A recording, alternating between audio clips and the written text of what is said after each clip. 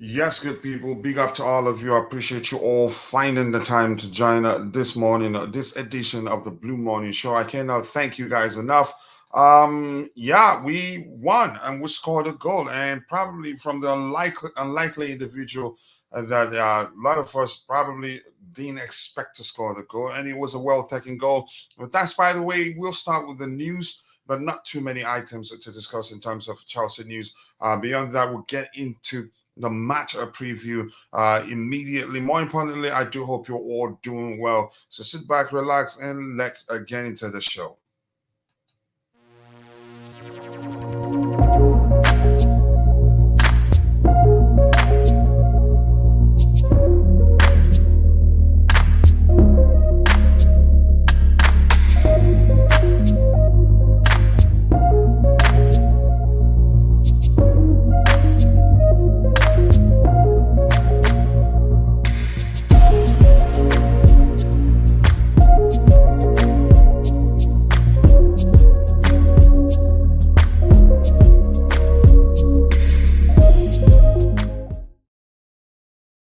Yes, people, welcome back to another edition of the Blue Morning Show, your home where your voice matters. And yeah, just keep it interactive. All we ask of you is just to keep it civil.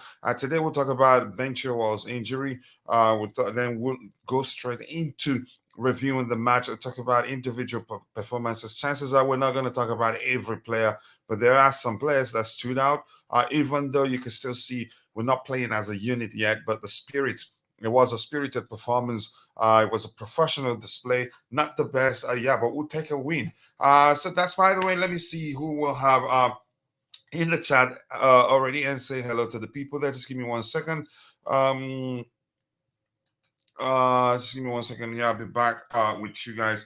Let me see. The first person in the house, I think I've looked at that before, is Oscar. Oscar, how are you doing, my man? Oscar, the best O2. I hope you're doing well. Needed to win a much needed win. It would do the players a world of good. Yeah, because my concern, you can say, was that a low confidence is creeping in gradually, and if that materializes proper, it becomes an issue.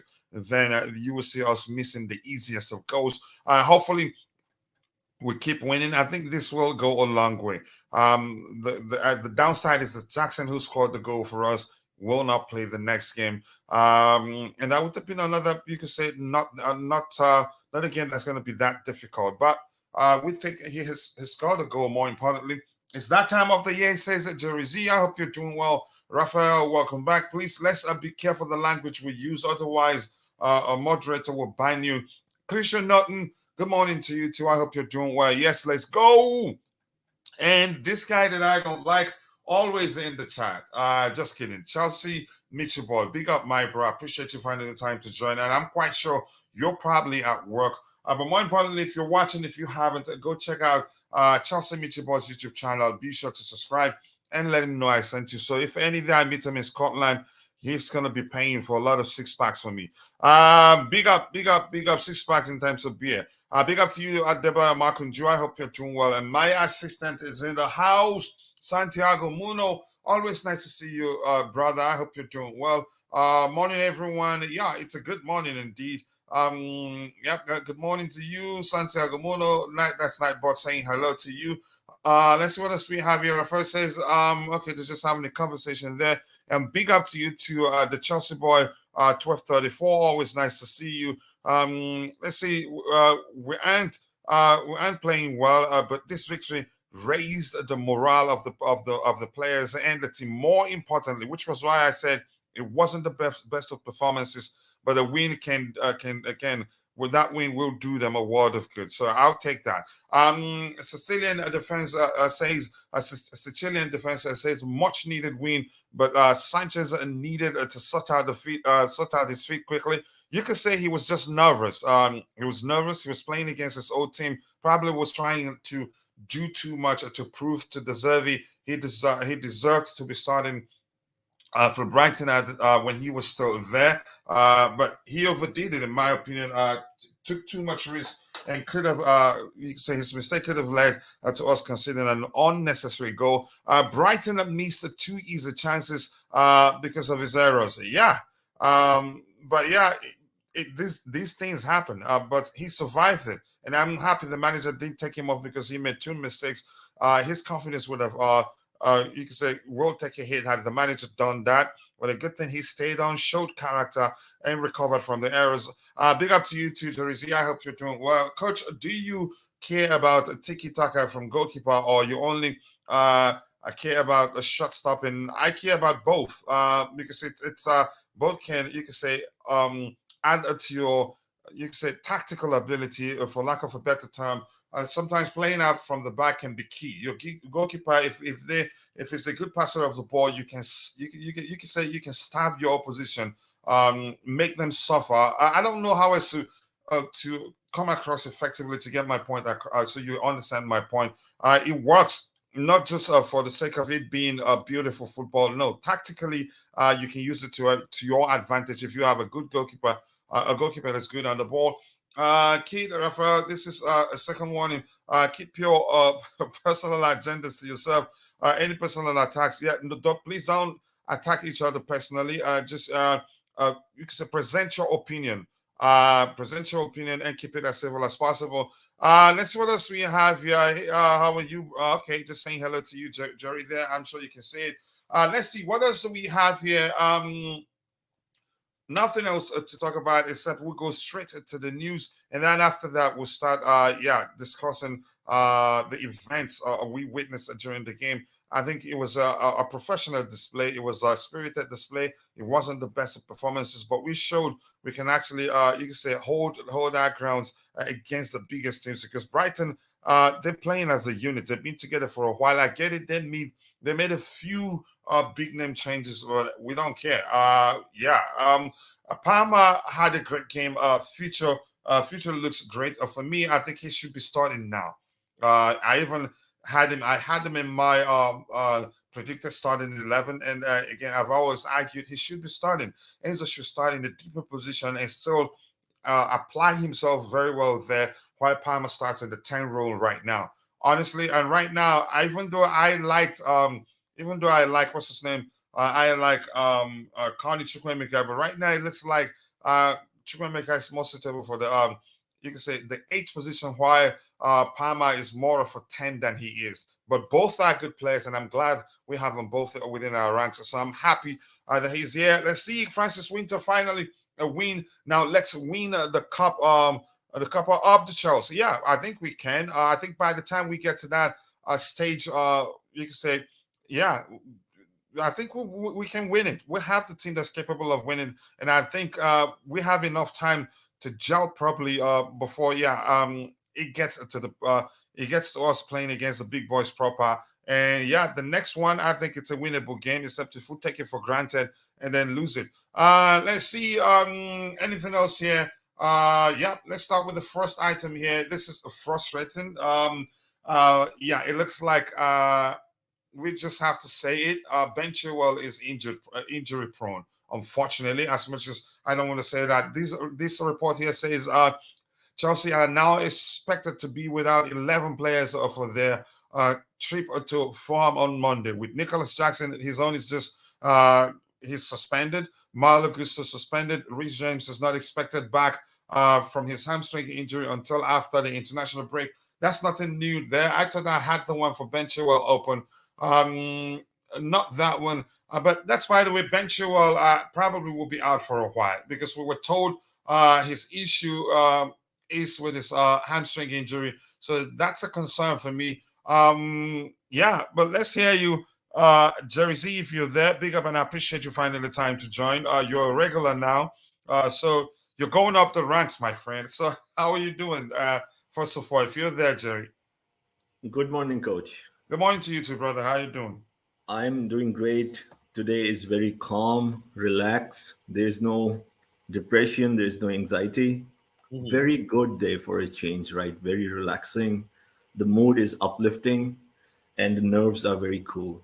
And congratulations, few negativity in the Twitter sphere or X sphere right now. Go ahead. Absolutely. And first of all, sorry, before I said all of that, congratulations to you and all the Chelsea community. In Mhm. my opinion, for a 2-0 victory yesterday, it was a 2-0 victory. And yeah, it was amazing for Yeah, the game. how important do you think this win will be for the team?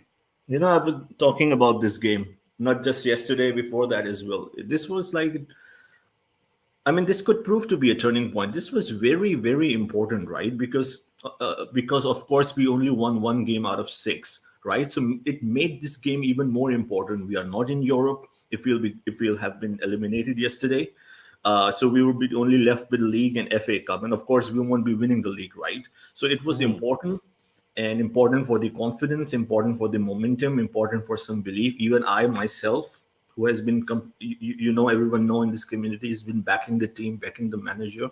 But I was also having my doubts, right?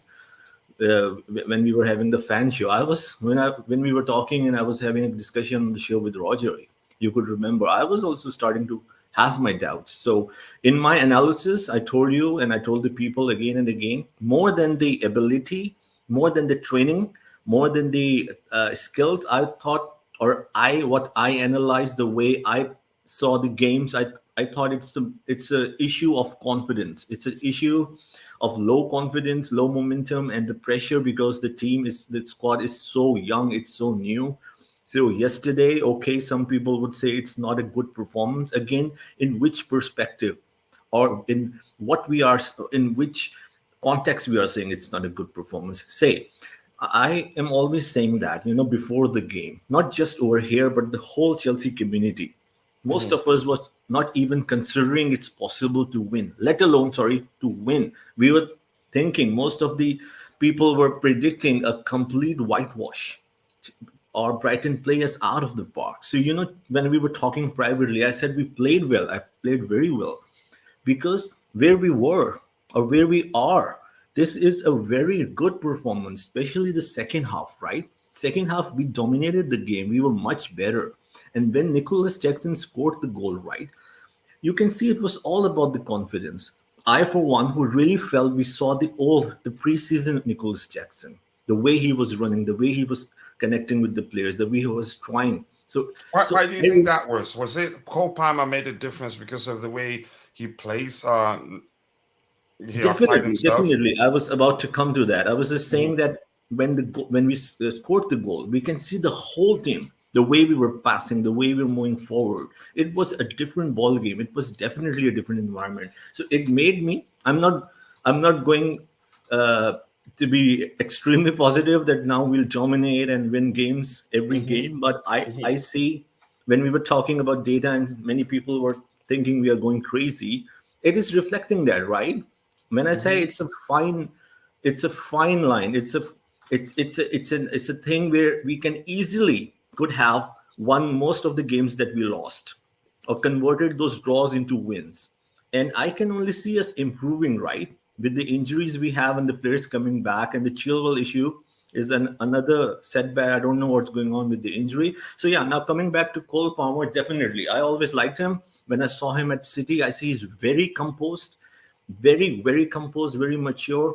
He's a proper For footballer. me, I He just knows, like to say he's an intelligent footballer. Honest. intelligent footballer with a lot of Mhm. skills. His passing is so accurate, and his timing, his positioning. I'm really, really excited because it's his first full game, right? And then talk about Cucurella, right? He surprised all of Yeah, us we get playing we at get the. to him when we start talking about the players. I think we'll look at their numbers too. Definitely. We'll do So, that. so I'll encourage the community, the Chelsea fans, to lift their mood, to think positive, because it's the feeling, right? Mhm. When the players are getting the feel, the confidence. Imagine if the fans will not give them. As many of the people say, they read our social media, they feel the emotion. This is not just me. This is the truth. Come on, guys. We need to support them, to give them the feel, the confidence, and the momentum. Mhm. Let's see what happens. And I'm optimistic again, for the future. Yeah. Let me get the give those in the chat the microphone. I'll come back to you in a beat. It says just saying hello to each other there. Poach substitutions are still a crime. We move on. If that's how you see it, I think you can say I can't you can say comment on his substitutions yesterday, but I think overall it was a professional performance. We won. Bob Brown says, "Big up, coach. Big up to you too. I appreciate you, brother. We played players in their natural position, and you're thinking." That's what made a difference yesterday. Okay, I mean it's believable. Coach, removing Mudryk for Stalin made no sense. Maybe he's protecting him. Maybe at the point he thought we've won the game. And Mudryk, you can say he's shown that he wants, and we've heard that he's trying to help him regain his confidence. And part of it, you can say also he has to protect him for him to be available for the game against Fulham. And Sterling didn't start, so give him a minute to make sure he stays fresh and fit. I'm not sure how else to put it, but to me, I think I'm not concerned about that change at all. Credit to Jerry. He stuck with the team. Nobody expected the starting lineup and the result. Jerry did. Jerry, did you expect the lineup? I'm sure the result. More importantly, I think the lineup we weren't too sure. Were we sure about the lineup? We weren't too sure. No, I even the lineup was not. Yeah, I even said specifically there's a chance we'll see an entirely lineup. We don't have too much to work with. But you go I ahead think and to add something. maybe around 70% we were correct with the lineup. I think we didn't expect Cucurella playing or Madsen playing. So apart from that, like we predicted Uguchuku and Caicedo in the midfield. So most of the lineup was correct. And I predicted Palmer to start the game. So probably I appreciate JC for appreciating it. Thank you, mate. Yep, send him checking the mail. Let's see what we have here. Keep dropping the likes on the stream, people. When Stalin Gallagher entered the second half, his playing became less exciting than the first half. Wow. Okay, some argument there. We must keep Cucurella. I've always known he's a good player. I know he has a problem, but usually if you like a player, you sometimes you just have to find a way to conduit or maybe address the issue the player is having and then make the most of that player's ability. I've said this before. I don't know if you heard me say it, that I'll take him over Ben Chilwell. Honestly, that's who I am. One thing I like the most about him is his ability to find passing lanes where you don't know one exists. Ben Chilwell doesn't have that. He doesn't, in most cases, Cucurella doesn't even have to move before he finds the man he wants to find, and usually on the carpet too. I get it. The issue of him leaving spaces in behind because he operates as a sweeper defender, that can be a problem. But you can find a way to conduit that or ensure that doesn't become a problem, if that makes sense. Let's see. OB, where have you been, brother? I haven't seen you in a few days, but I appreciate you coming back. I hope you're doing well. I understand you're probably busy because bills don't pay themselves. Obi says, hello, coach. Good day, everyone. Good day to you too. Ugochukwu was shaky in the beginning. Mudryk lost a lot of possession when we could have had good counter chances. Still not happy with him, though. Yes, then, for me, I'm happy with him. And you have every right as an individual not to be happy with him. But that's you. As for me, I'm happy with Mudryk. I'm happy with Ugochukwu's performance. Look, we came into that game after, again, how many games have we haven't won? And the pressure, you could say, is starting to mount on the players and the manager bit by bit, and it was growing. And I did argue that low confidence is gradually creeping in. And for me, I don't want that to materialize fully because it becomes an issue. When that happens, you see them missing the easiest of chances. So I'm happy with the overall display. It wasn't perfect, but I expected it to be shaky, and especially when you made that much changes in the team, usually that such happens. Yeah, I agree with you, coach. Thank you so much. I appreciate you, brother. Let's see what else do we have here. My assistant's always agreeing with me, so that's nothing shocking there. Much love to you, Santiago Muno. I respect you so much, and I appreciate all your support. So let's start.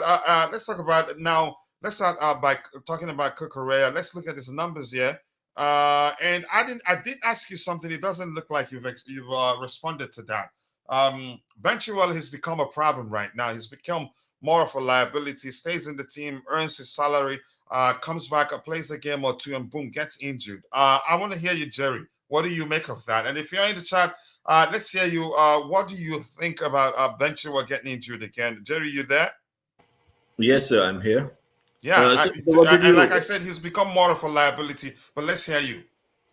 you mean both in terms of performance and the injury, right? I wouldn't go too much into. Again, he has something he does right on his day, but the injuries is my concern. It just seems as if he's occupying a space. He's Yeah, just I occupying won't a like. space there, and yeah, and it's never available whenever we need him. But go ahead, let's hear you. That is correct, but holistically, the way I'm looking at it, I won't consider or think that Chilwell is like a liability in that department. Why? Why I said that? Because we have a dozen players injured. This is happening every week, every other week. So I know Chilwell and also his history. Uh, uh, so we can say that it's become an issue. But what about Reece James and all the not only Reece James and all the lists we have in front of us? I believe 12 or 13 Mhm. players that are injured. So this is a concern. This is a concern as a whole, and and all of us, I believe, are concerned what's happening. Right? It can be. It can't be a matter of bad luck. I'm sure some of the injuries would be as a matter of bad luck or some issues in training. So right now, I don't think so at this moment that he's a liability because I think we do need experience. We need someone who has some experience who can guide the So you're people. thinking even though this is 3 years in a row right now, 3 seasons in a row, even there's a chance it's more. He comes, plays a game or two, and then gets injured. And you could argue some people will blame him for that season where we thought we were ready to win the league, and boom, he got injured. Him and Rich James, and then yeah, downhill, again, everything went downside from that moment on. But I'll let you drop. Absolutely. So we have to dig in deep and identify. As I said, we have to see what is the issue and what is the thing that is being repeated again and again. So we don't get the press release or a real feedback from the Chelsea official Mhm. website or their journalist or their social media channels. So we are not sure. We only speculate. They just tell us that this is the injury. So we don't know the root cause, right? So as far as Ben Chilwell, I won't like say that it is his issue. Of course, I think as a professional football, he must be following all the protocols. You know now how much it is discreet and how much things are. Given as a whole, including the diet, the training. So it's all monitored, and you have to do all those things. So I'm sure they're doing it right. As far as the professionalism is concerned, I have no question about that of Chilwell. And so we have to see with all these injuries as a whole, right? So where we go from this, and we cannot afford having these injuries, right? We cannot have afford having all these injuries because we cannot gel, we cannot integrate and develop as a team. So, but the good thing is we have like Cucurella, we have other players who can for now fill the Mhm. position, right? And Reece James is apparently like I don't know when he'll return, but he's close to return maybe in the Burnley game or after Yeah, the. but he will miss the Fulham game, unfortunately. His is even more concerning to me. The fact that he's gone under the knife, and I thought maybe that was a chance to correct the issues he's having or the reoccurring injury permanently. It turns out that didn't happen. There are other, you can say, variations of injuries that he suffered of late. I'm not too sure what to make of his own situation, but yeah, I'll get back to you in a bit. And here's a link to a YouTube short banter YouTube shot that I did to make fun of Brighton Bubble, a Brighton content creator who is, you can say, is saying their new signing that now telling their new signing that now is the time to show Moises Caicedo how it's done. So we won the game, and Caicedo played better than the kid in question. But Brighton fans are watching the video, so they're making sure the video gets a lot more dislike than likes. So if you're a Chelsea fan, you're watching, or even if you're in the chat right now, please, it's just 10 seconds video. I will pin the link at the very top. Go check it out. Make sure you drop a like on it. Yeah, the Brighton fans are damaging the video. It has 60% likes, which means 60% likes, which means 40 plus dislikes, which I'm quite sure are coming from Brighton fans. Please go watch it. It's just a 10 Wow. second video. Yeah. And a banter video. Go watch it, please. Drop a like on it. So help me up the like percentage. The video is capable of going viral, but yeah, Brighton fans will see it and they're not gonna like it. So let's see what else we have here. We have this, coach. You watch a Polish league. Nope. Very competitive, more competitive than EPL. Also, you will be surprised. Okay, I'll check it out and see. Caicedo, Ballerz turned to Ebelebe Wonu. Yeah, I think I agree with you. But please, guys, go help me watch the video. Drop more likes on it. Let's beat them. Coach, you saw what Lionel said. He said Conte told him he wanted to play some of the young players, but he didn't have control over it. Do I trust Conte? I'd say no, because Conte had issues with Chelsea, so I don't trust him to speak the truth. He had, you could say, a prolonged court battle with the Chelsea hierarchy when he left, so I don't trust him. He's full of it. There's some man that started complaining because we didn't sign the players he wanted. So I'm wondering what is he talking about? Yes, people will have 26 likes. Let's get the likes up. I'm sure we should be doing better than that. Coach, at this point, we have to feel sorry for Poch. When can he have a fully fit squad? I think soon. A lot of them will return by the time we play the game after Brighton, after Fulham's games. A lot of the players will be back. Alina said that Conte told him that. Yeah, let him show me a video of Conte telling him that. Then I'll believe it. That's I'm sorry, but that's how I operate. So let's start looking at the numbers here. Let's look at the statistics. Then we'll come back to looking at the numbers of the individuals and how well they did. And please, once again, the link to the 10 seconds video is pinned at the very top. Please go watch it. Drop a like there. Brighton fans are making sure it gets more dislikes than like, but they started the banter, so we have to beat them at that. Let's see the rating. Not this particular game, man. What am I doing here? Did you see what was on the screen? Or last said it on the yeah. Here's the thing. I'm not saying that he didn't say it. I'm saying let him show me a tape of where Conte said. Let's see Conte telling him that, then I'll believe it. At this point, it's just hearsay. That's just my opinion. Let's see.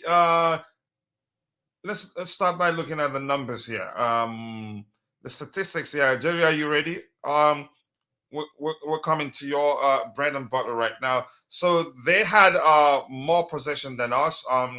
Expected. Wow.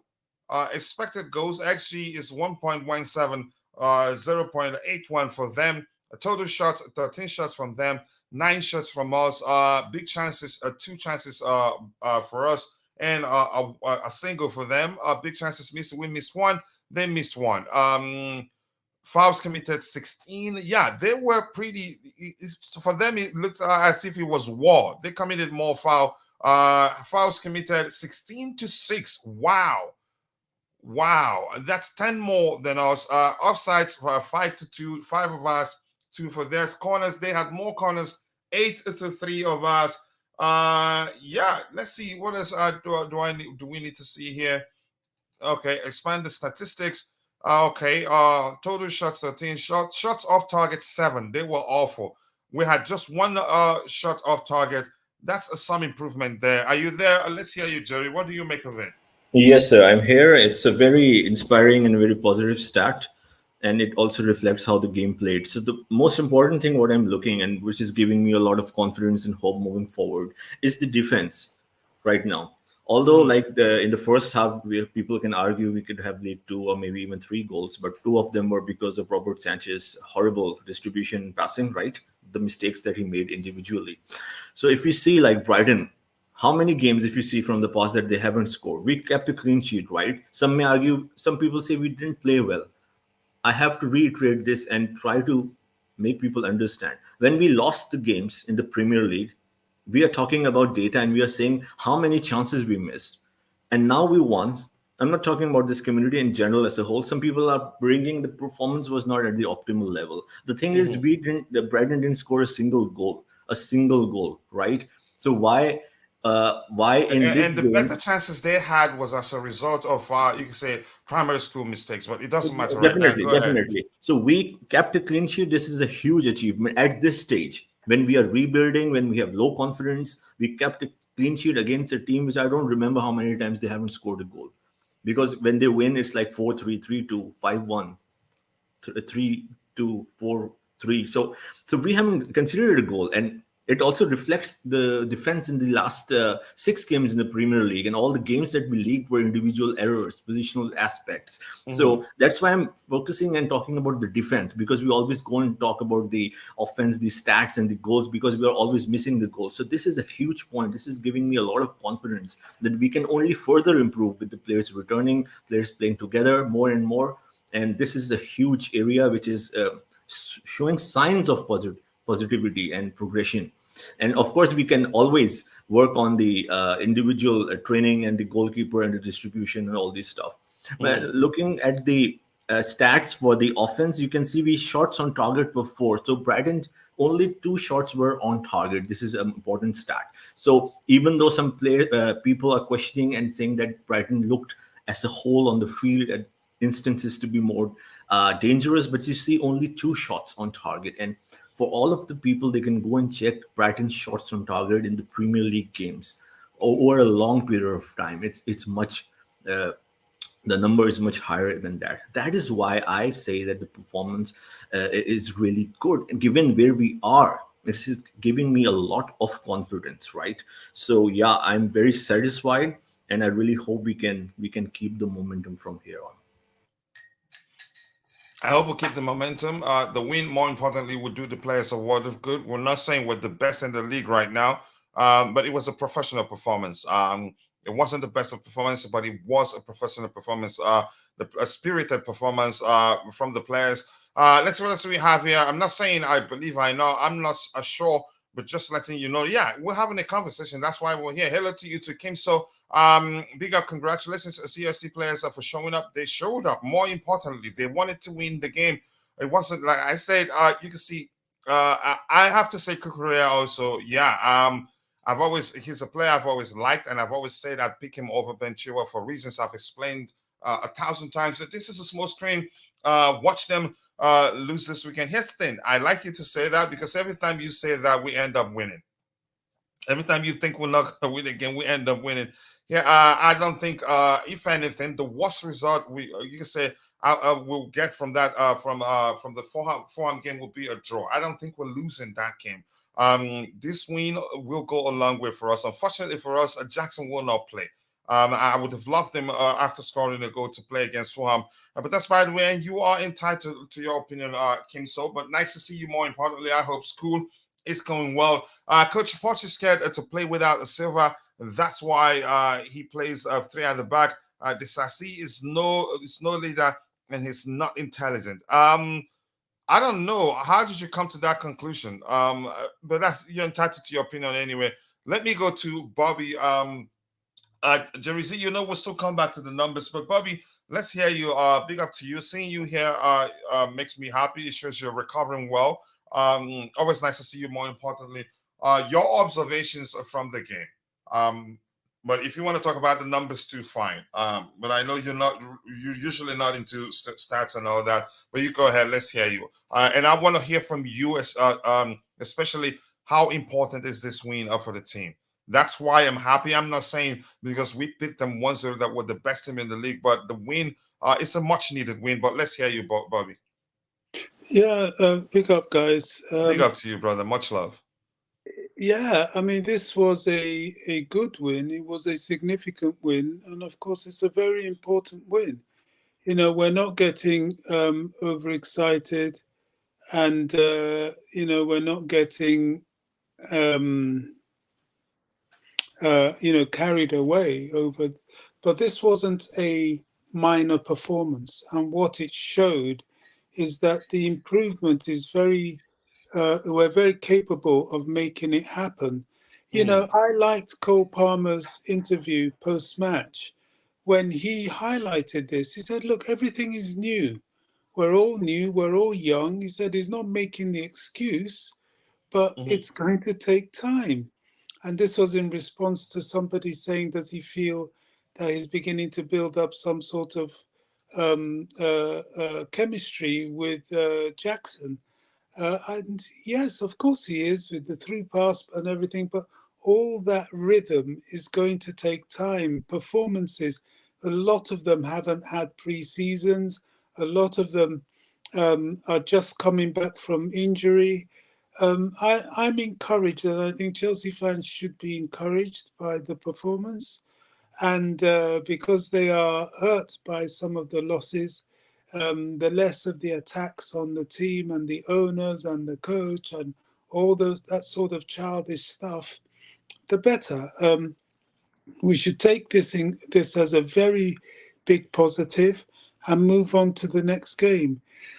Now, it's a bit of an issue not being with Jackson and Broja not really being able to play 90 minutes. But whatever he can do with the attacking force, he has a little bit of time to rehearse it and go out and do his best without us having the expectation that the team's going to go and start ripping up trees. And the negative, annoyingly, is, I'm not really interested in Chilwell and his injuries. I just find it now irritating. He always goes off for lengthy times when James is off and the team suffers. Now, this is quite a harsh statement coming from me because people can't help. But you're speaking the truth. Yeah, people can't help getting injured, but his is now, we've got an injury-prone captain and an injury-prone vice-captain. I think they're pushing us into doing something about this. Reece James has more sympathy because he's such a good player. He's probably our best player. But the injuries is that it's like having no player because we don't see him.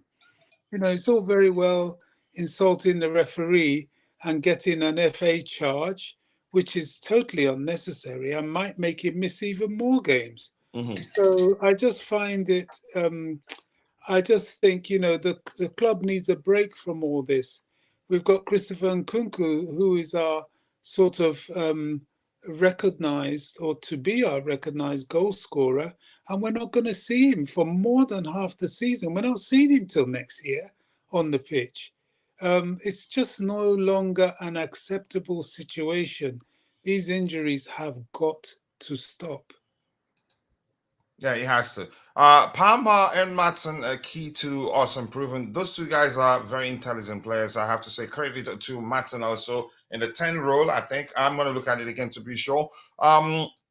Let's see. Thiago Silva should have been the captain. Reece James. Here's the thing. You don't know why he didn't become. I think we've talked about that 1,000 times. He is a sort of individual. He'd say, give it to your younger players. And especially the fact that if he knew that Reece James, the mantle falls on Reece James, he'd say give it to him because they're close friends, very, very close. But that's, by the way, I'm going to move on. Tebago, let's hear you, your observations, and I'm going to call you out. You were saying they were going to cook us, or were you just trolling or just being sarcastic? Let's hear you. Let me put you on the spot here and shame you in public. They didn't cook us. They did not. But that's, by the way, I hope you're doing well. My brother from the Madiba land. Your observations from the game and how important will this win? Is this win for the team? I get it. It wasn't the best of performances, but it was a professional and a spirited performance. We didn't play like we want to lose. We didn't sulk. Even when they were, you could say, coming at us from all angles, we still held the ground. But let's hear you. First of all, big up, guys. Big up to you too. I think it was a game of two halves. During the first half, we were not looking great. I'm not saying we were bad, but we were not looking great. We made yes, we look shaky.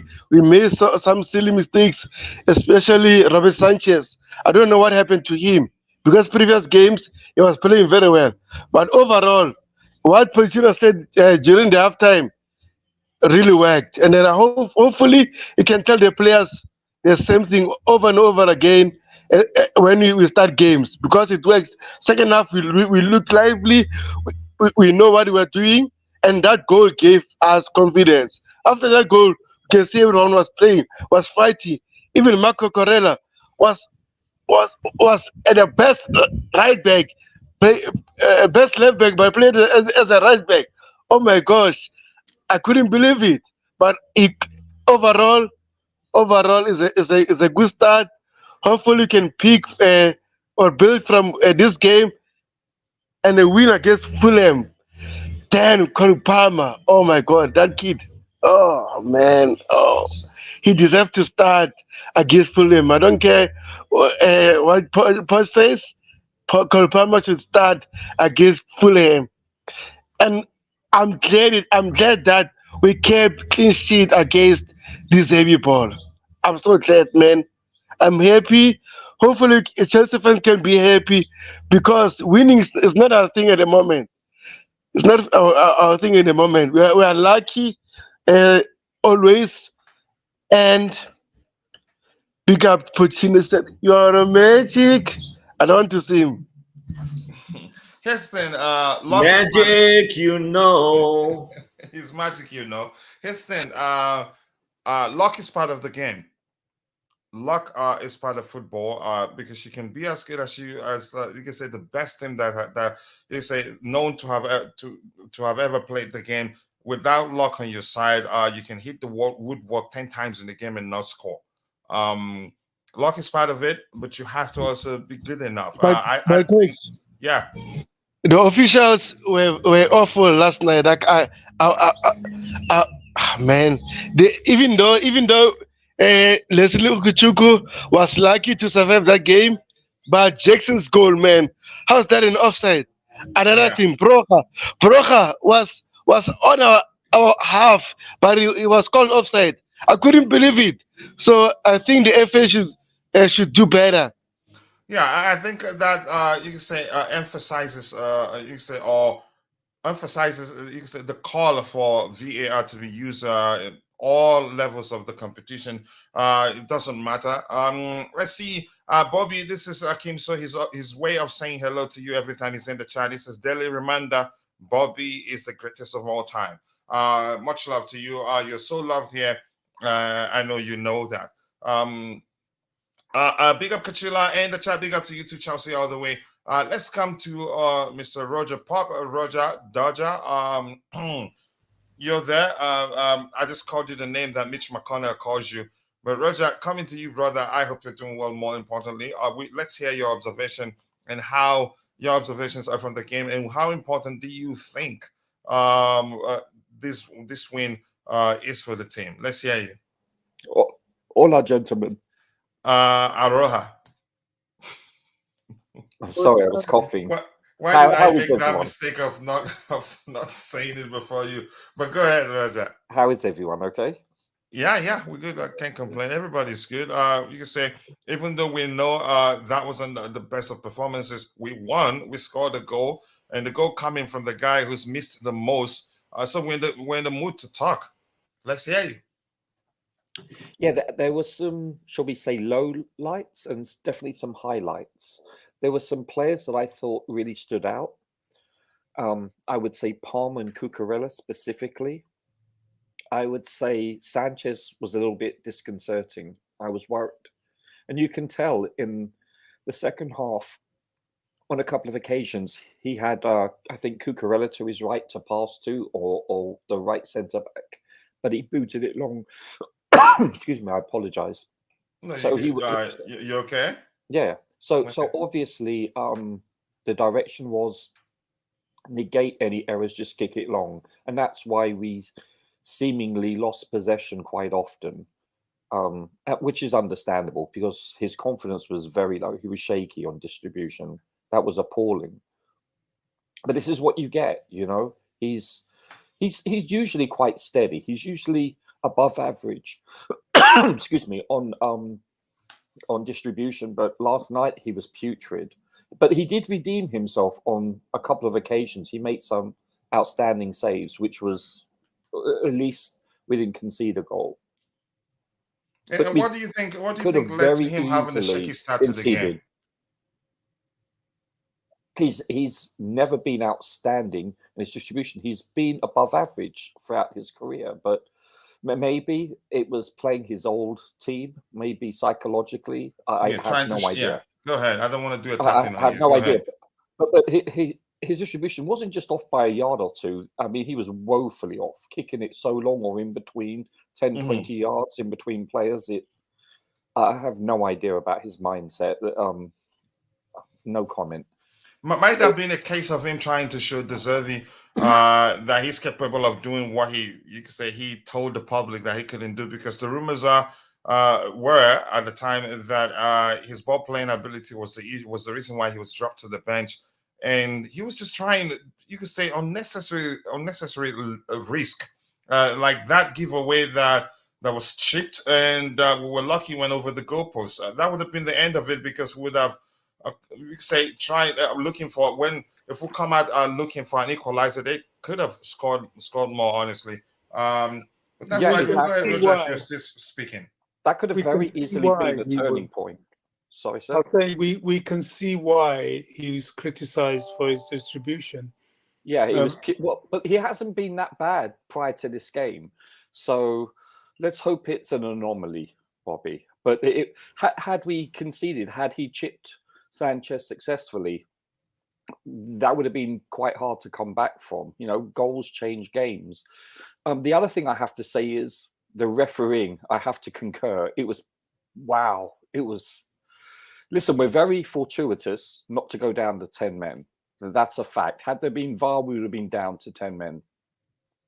But having said, Leslie's case.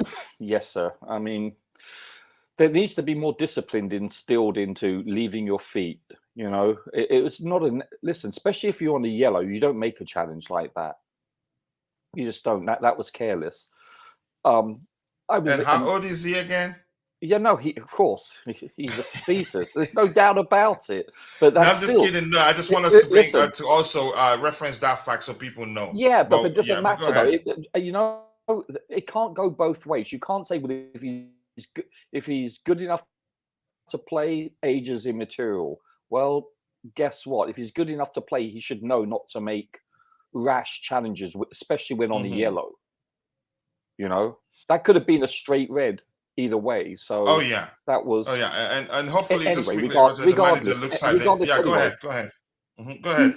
In his defense, may I say that he was in a stress situation. And he was indeed fighting for the ball. It looked more accidental to me than anything else. I agree. But you're right. If VAR was there, they would have given it a red card, regardless of the fact that the first challenge was no card. That was a harsh. That was harsh. Yeah. That really wasn't a card. The officiating is disgusting, really, against Chelsea always. It's deplorable, though. It was. Wow, it was so low to be offside in your own half by a good yard to 2 yards. We're not talking close. It was, you know, listen, I've said it before and I'll say it again.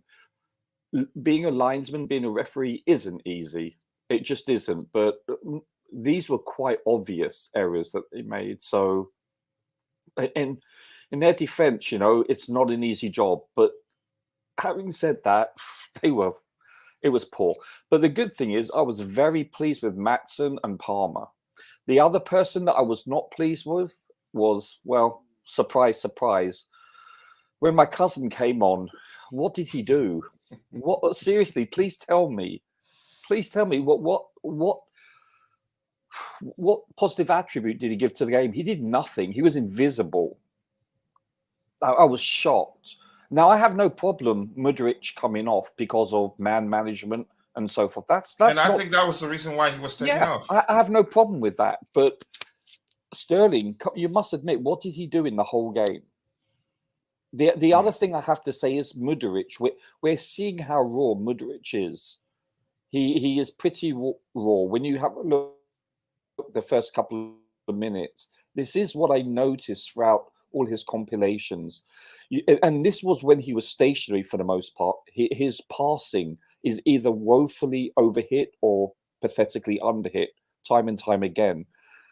And I've heard professional players say, usually when you have such speed, you know, you usually don't become, shall we say, you're usually not capable of knowing your body's balance until you're a little bit more mature because of the fact that they have the ball with such velocity. Well, that wasn't the case yesterday, but you know, you can still see he's raw, and raw is putting it mildly because he is very rough around the edges. He's nowhere near the finished article. But you know, I still like him very much. Don't get me wrong, but I'm just being objective in my assessment. Yeah, I think, in my opinion, we're seeing improvement. The more he plays, I think the more confident he becomes, the better we'll see him become. There's a good player. He might get his still raw, and that's the truth. Yeah. What did you think of Palmer as our number 10? I thought he sprayed the ball around. If I start talking well. about him, I'm not going to stop till tomorrow. I thought he was impressive. Yeah, for someone that's young. Yeah. Let me just give this guy the microphone. I was going to start with you on Palmer immediately. We'll look at his numbers and I'll have you talk about him. I think I've actually argued I want to see him in the 10 role. And actually, given what I've seen from him and Conor Chukwuemeka, they're two different type of players. And I think he can actually fulfill the 10 role better than Chukwuemeka. Chukwuemeka can still play the 10 role or 8, but Chukwuemeka can fulfill the 8 role better than him, in my opinion. Let's see. The FA is okay. Let's see what else we have here. 1% of the fan base are back to Cucurella, and that 1% includes me and Kachi. I'm proud of that, I have to say. I'm not gonna lie. Let's see what else we have here. This says the officiating always against Chelsea. Yesterday, actually, he favored us in terms of what's his name? Leslie not getting a straight red card. Cucurella was a pleasant surprise performance yesterday. Indeed, I didn't expect. He still had defensive ability in him. To be honest, when asked to defend, he delivered. Can he be that he is better just defending? There's more to his game, honestly, and I talk about him again in detail if I have the time. Nothing. Roger Starling is Mr. Nothing. He seems to have lost pace or confidence. Excuse me, to take on a player and more. The refereeing, and that's the beautiful game. The refereeing wasn't woeful. It was consistent with the agenda against Chelsea. Big up to you too. I appreciate you joining. I know you. Coach, sorry to interrupt. I'll be back in 20 minutes. All right. Mudryk is not a enjoy the footballer. show. Take care. Okay. Make it 19. Adama Traore, that's just your opinion. Mudryk seems to walk out the overlapping halves or also with left back. Seems he looks okay. I'm not sure what to make of that one. Unfortunately, I know you three are excited being back together, but one at a time, guys. Yeah, let's take it one at a time, right? Big up, Coach. A panel and chat. Did the England officials go to the Stevie Wonder School of Refereeing? Wow. Glenn, that is such an entry today. But much love to you, and I hope you're doing well. I appreciate you joining. Ugochukwu foul was a borderline a straight red card. I think I see it the same way. But the fouls the refs let go against Chelsea is criminal. The most corrupt officials is in world football. Wow. Mudryk performance was good for an ovation. I think I agree. He did well. The chat thinks otherwise somehow. Yeah, because we all see things from different lenses. For me, it was a good performance. Yeah, he misplaced passes, but overall, I think I'm seeing the signs are that he gets better over time.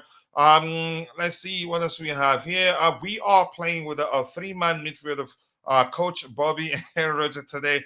I still think Roger needs to get on his backside in goal though. He thinks that he is Manuel Neuer. What has happened to him actually? Sister Bayern, I don't know. There's hope. Saudis are looking to hire EPL referees. Can they send them all there? Unfortunately, a lot of them will go if they're serious about that, if in fact that's the truth. But many would. It depends on who. I don't know. You saw the game. Good thing you watched it. Next up is Blackburn Rovers. Yep. Let's see. Thank you for joining, Patrick Joyce. I hope you're doing well. Yeah, all emojis. I unfortunately cannot interpret that. But Fred, Peter, thank you for joining up. I appreciate you joining. Let's hear you declared how it's been like 1,000 years. I hope things are okay with you. I said hello to you the other day on Discord. I don't know whether you've responded. So apologies if you've done so and I haven't responded. But more importantly, I hope you're okay, brother. Alex, yeah, I was concerned because you didn't respond. So here I am. I think you may have to go. I'm glad I didn't join earlier. In. Yeah, you may have to go out and come back in. This is audio issue. Yeah, there's an audio issue. Something like your microphone is underwater. Yeah, can you say something? Let's see if you move something if that's fixed. All right. While we wait for him, let's look at. How is that now? Yeah, better. You go ahead. Let's hear your observations from the game, and how important do you think that win will be for the team? But let's hear you. Or something that you heard you want to talk about. Let's hear you. Oh yeah, I want to big up everyone. It's been a while. I'm glad I didn't come in earlier. You guys look like you three were copying it from the comments. So I'm not sure what you guys said, but I'm probably glad I wasn't part of it. Must have been ridiculous. Okay. Don't kill us, mate. There's a lot to say. There's a lot. There's a lot that's happened, right? Yeah, let's hear what you have to say. I know for a what long you have time. to say with regards to the game. Yeah, let's hear you. I think it's good in terms of, I mean, just I have a different view on the whole season, I guess, on the whole team. A lot of people are very upset on performances, but I knew this season was all about building a team, and that's what it all is for me. Mm-hmm. I'm not going to get gassed on the win because just like any other time, it's a cup game. It's messy. It's managers. It's the lowest priority for any manager. This is the game where they rotate. This is the game they put least preparation in. This is the game where they want to test stuff, test players in different positions, test tactics, whatever. So it's always a messy game, regardless of Brighton had a tough team or not. Do you know what I mean? That's my view on it. How about these given the poor performances of late, and yeah, we haven't scored for how many games, and we did score and we won the game. I think beyond your explanation of I think that's important for the team. It's a much needed win, but go ahead. Well, yeah, I was going to say that I can have the same view, right, on the game, and this game very easily could have been a loss. We gifted them something that they could have scored.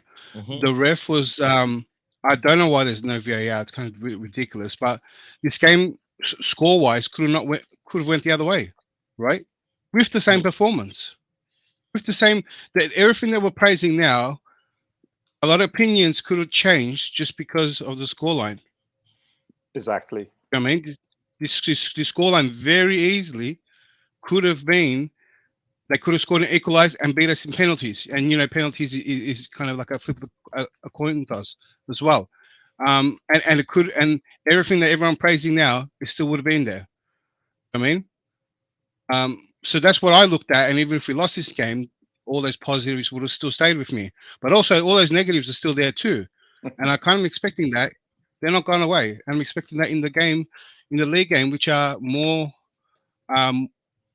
tougher games and more organized, more of a priority for everyone. So I'm not overly joyed, but I'm still waiting for this team to start, you know, gelling together, and we still haven't got all the players back. I think it's good to take what the team is like now, and by the end of the season, my expectation is I have a question for DJ. We actually finish like a team.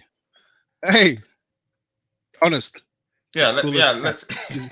I Mr. Cool, yeah. Let's hear you. That's Tebago. Yeah, let's hear you, Tebago. I want my thoughts about the Poch. No, sorry, let me rephrase it. I want Declare's thought about Poch out from our fan base. What is your thought about it? It's ridiculous. And it's ridiculous on so many levels that even if it happened, there will be another Poch. They'll have Poch and Potter back in. The same wording, the same idea, the same goal. It will be another manager with his priority being the player development. I mean, and say the same wording and everything that is upsetting the fan base. I think it's just fan base the frustration. If you remember, there was so much. There was so much. Your audio, blind faith. It's happening again, Declan. Your audio again. Okay. Yeah, let's wait for him to fix his audio. Hello to you to Constantine Dante. Always nice to see you. I appreciate you joining. While we wait for Declan, let's hear Chipchilla. He says, and winning feels great. I was screaming at the TV for Poch to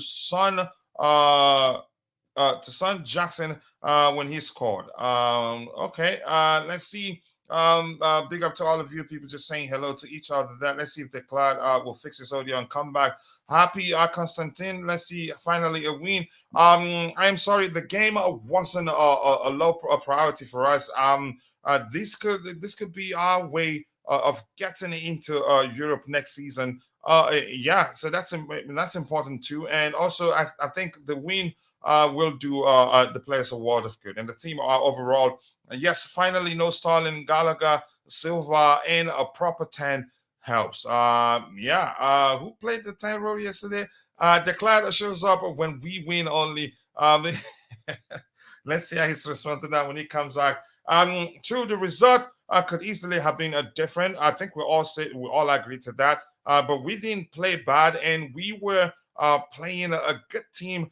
For once, our goals matched our performance. By the way, XG also says it should be XG shows we should it's a deserved win for us. I get it. I test where you could say could lead to one thinking otherwise, but I think it shows it's a deserved win for us because we created good enough chances to win. I'm still Poch out. I've got a damn boss company to run, so you don't want to forget about it. You have a business to run, more importantly. Let's see how many passengers you'll be able to pick. We've told him. I think Declan will fix his audio and come back. We know this season is about rebuilding.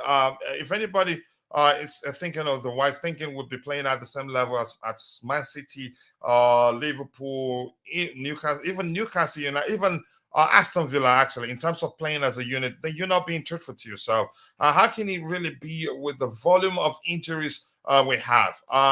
It's all about points this season. We need to abandon the original plan and smash and grab Europe. But here's the thing, by abandoning the plans we have would mean signing an entirely, you can say, more experienced players. I'm guessing, given your contribution there.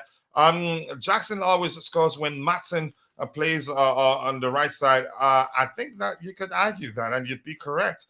I delayed my departure tickets for Poch out. Need to pause. Yeah, you need to be. You can say have clear. You can say be clear of where you're going. Big up to you too, Chimera. Always nice to see you. Smash the like button, people, and also do subscribe to the channel if you haven't. We're at 41 likes. Let's see if we can get it to 100 as soon as possible. Somehow, I have a feeling Poch will go back to crap. Unfortunately, lots of the players that didn't start yesterday will most likely start the next game. But let's see if he accommodates some of the youngsters that played against Brighton, and they give a good account of themselves. You think he will take anything out of this? That's why he's a manager. Maybe, but let's say you declared you were speaking and then you had audio issue and had to go out and come back in. Has it fixed? Yeah, it sounds better right now.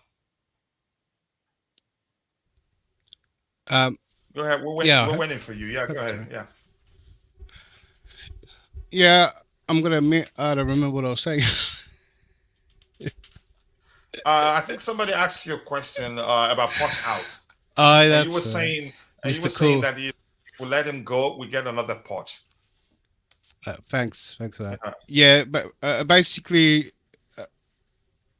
everyone needs to kind of step back and really look at the club and their actions.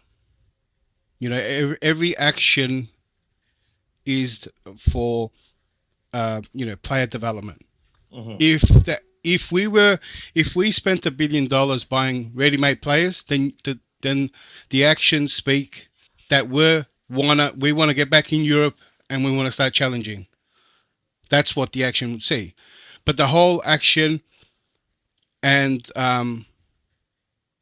the structure of Chelsea now and the recruitment team and the professionals and the experts we brought in are all experts in player recruitment and player development.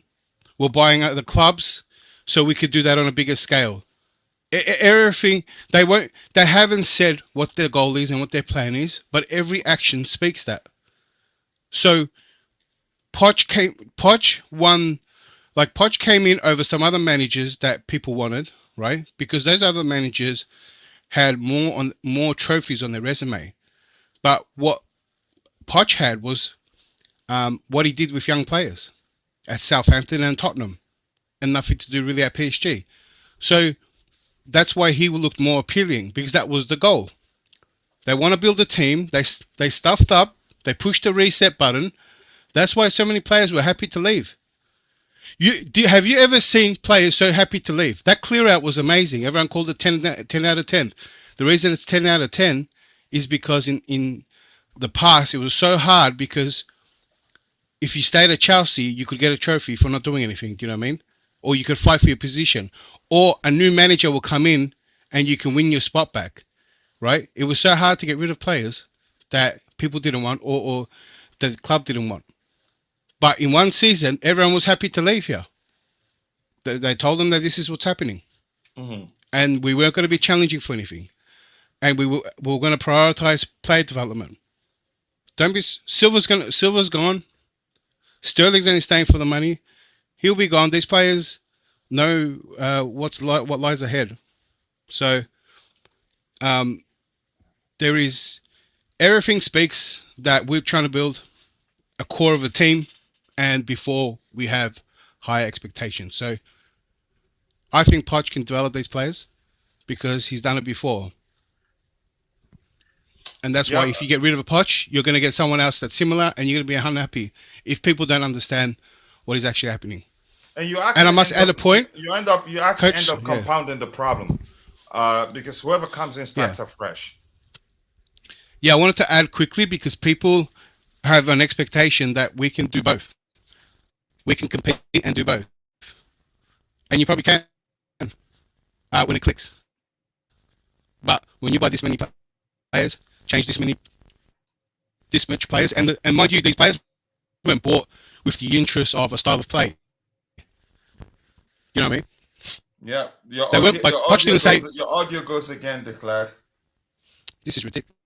Can I ask what is it doing so I can maybe fix it properly? Okay. Roger, it's cutting in and out. Yeah, it's going. Yeah, it's going in and out. It's not stable.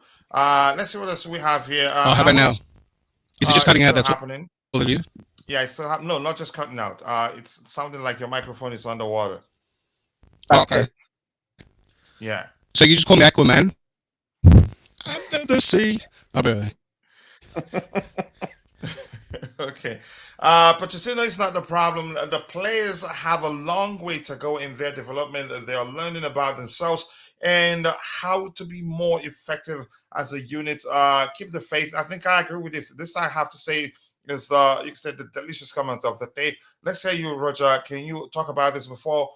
Soon we're going into talking about looking about some of the players that played yesterday, not all of them. But I think, do you agree with this comment? I think I agree. That's what it is. We have an entirely new squad. I used to say an entirely new team, and you said an entirely new squad. And I think that's what it is. But let's hear you, Roger. What do you make of this comment? Yeah, I think it's pretty accurate. I agree with Declared. When you have a look at all of our 8 games this season thus far, they all look pretty much the same. There's an abundance of inconsistency, a rash of injuries, at times playing very well, at times playing poorly, basically missing our chances and making defensive mistakes. And that nearly cost us yesterday. The only difference is we weren't punished. That's the only difference. You know, I do see, I wouldn't call it incremental steps of improvement. I see us the same for the most part. It's going to take time, and then it's going to get more complicated because of the fact that we're going to lose players to injuries, and then we're going to have players returning from injuries. So losing players have become a tradition now at Chelsea. Well, it's a constant, isn't it? Let's be honest. Yeah, it's become a constant. That's the language I should use. I don't know. It's frustrating because we seldom can really ever start the same players. And then when you look at our bench, it's rather thin. And if you look at this game we played last night, we had very little choice but to play this team if we wanted to advance. You know, because when you look at it, we're missing, let's say, approximately 8 starters, or at least starting rotational players. So therefore, this should be our League Cup or domestic cup team when you look at it theoretically, because you're going to have James coming back. You know, you're going to have Nkunku. You're going to have Badiashile. The list just goes on and on. Do you understand? So when you look at it, had we been able to have the full complement of our squad, this would, in essence, have been, for the most part, our cup squad or cup team starting 11. So, listen, it's frustrating. But I found quite a few positives yesterday, and as usual, a few negatives to sprinkle with. But as I said, the one good player. Listen, I think Gusto has been quite a disappointment going forward. Defensively, he's been quite sound. But it looks like I don't know whether this was because Cucurella was playing against his old team and he came out a completely different player in the second half, and he does deserve player of the match in my opinion. But is this the exception, or will this be the rule? Because he played like a man possessed. He was an animal. Enzo called him an animal. Yeah, but go ahead. He was a beast. Yeah, he was a beast. He was in the right place at the right time. He read things. I mean, he got beaten by Mitoma at the byline briefly, but you can basically say that about every left back in the world right now. Mitoma's a world-class player, in my opinion. Listen, I thought he did very well. He didn't make any rash decisions. He didn't go wandering. He was tuned in the game. This is what I was hoping to expect from him starting last year, but obviously that hasn't come to fruition. I thought he was outstanding, especially the second half. I wouldn't mind. I actually, if he can play like this each and every game for the most part, I would prefer him over Gusto right now. Is that simple? Yeah, I think he did well. And he's a player I like. I'll come back to Declan in a bit. So I think I can I just test my mic? It's working. Let's see. Anything else? You're correct. But don't you think the chemistry also comes through coaching and practicing? Yeah, of course it does. Yeah, but largely the ones that players develop by themselves is the one that matters the most. No, but coach, you have to play together as a unit to build that. You can't. Yeah, just, that's what. Playing together more importantly. Playing together more importantly, but you can't. I don't think you. I don't think what Jesse means is that you can coach that. If you're bringing into coaching, we'll talk about selecting certain players to play consistently together. Then they develop chemistry, something that comes naturally. I think it comes through practicing on the practice squad, like Cobham for us. And being on the same wavelength with your teammates. Yeah, and also being on the same wavelength as what your coaching staff requires you to do with the application. I think that's what he means. So it takes time, though. Otherwise, you would see every team in the world within a week playing like they're world champions. It takes virtually any team, by the way, especially when it's free flowing, especially. Yeah, it takes time. But you see, thank you to that one. You got us thinking. The physios are the ones developing our players right now. I knew you were going to say something like that. The medics deserve more salary. They spend more time with players than Poch. If we're going into theories, I would say, how about they intentionally not taking the job seriously, so it looks like they're doing a lot of work. Who's the captain now that James and Chilwell have checked in to their rooms at the Chelsea and West? Is that Westminster? Westminster Hospital. Let me. I don't know what to make of this, honestly. Who is that? Benchua Conor Gallagher. Gallagher becomes the captain because he's always been the one. You can say, yeah, looks to like take the it. captain's. Yeah, whenever the other two aren't playing. So yeah, I don't think not so, and that he's not gonna like that because he loves Gallagher, so he's not gonna like that. I swear the clad is AI because of the way the voice was sounding. I think we need a real striker, a prolific goal scoring machine, or someone like Ivan Toney or Osimhen. Jackson isn't the answer. But some people can come talk to you and let you know the reason why he's struggled. Not down to him, to his own making. But somebody observed how close. You can say the attacking players played with him, and the chemistry was a bit different yesterday than it was on previous games. Coach. Than that Matson and Palmer didn't start. So it all comes down to the players he's playing with. Go ahead, Roger. You wanted to say Yeah, something? I want to ask you, chaps. What is your opinion, everyone, of Jackson's last night, his performance? I think he was good. He made, again, here's the thing. The only thing he hasn't done was just put away all the chances that comes to him. And I think he will improve on that with time. He makes good runs. And also, you can say, I think he did well, in my opinion. But let's hear you declare. Let's start from there. Yeah, I think he's a good chap. Is that what you want to hear, Roger? Is that what Roger asked? If he's a good chap or not? He's not asking whether he's a good chap. He asked about his performance. Really? Really? Yeah, but he knows good exactly what he's doing, Roger. Don't Yeah, mind good him. chap, are you? I like it.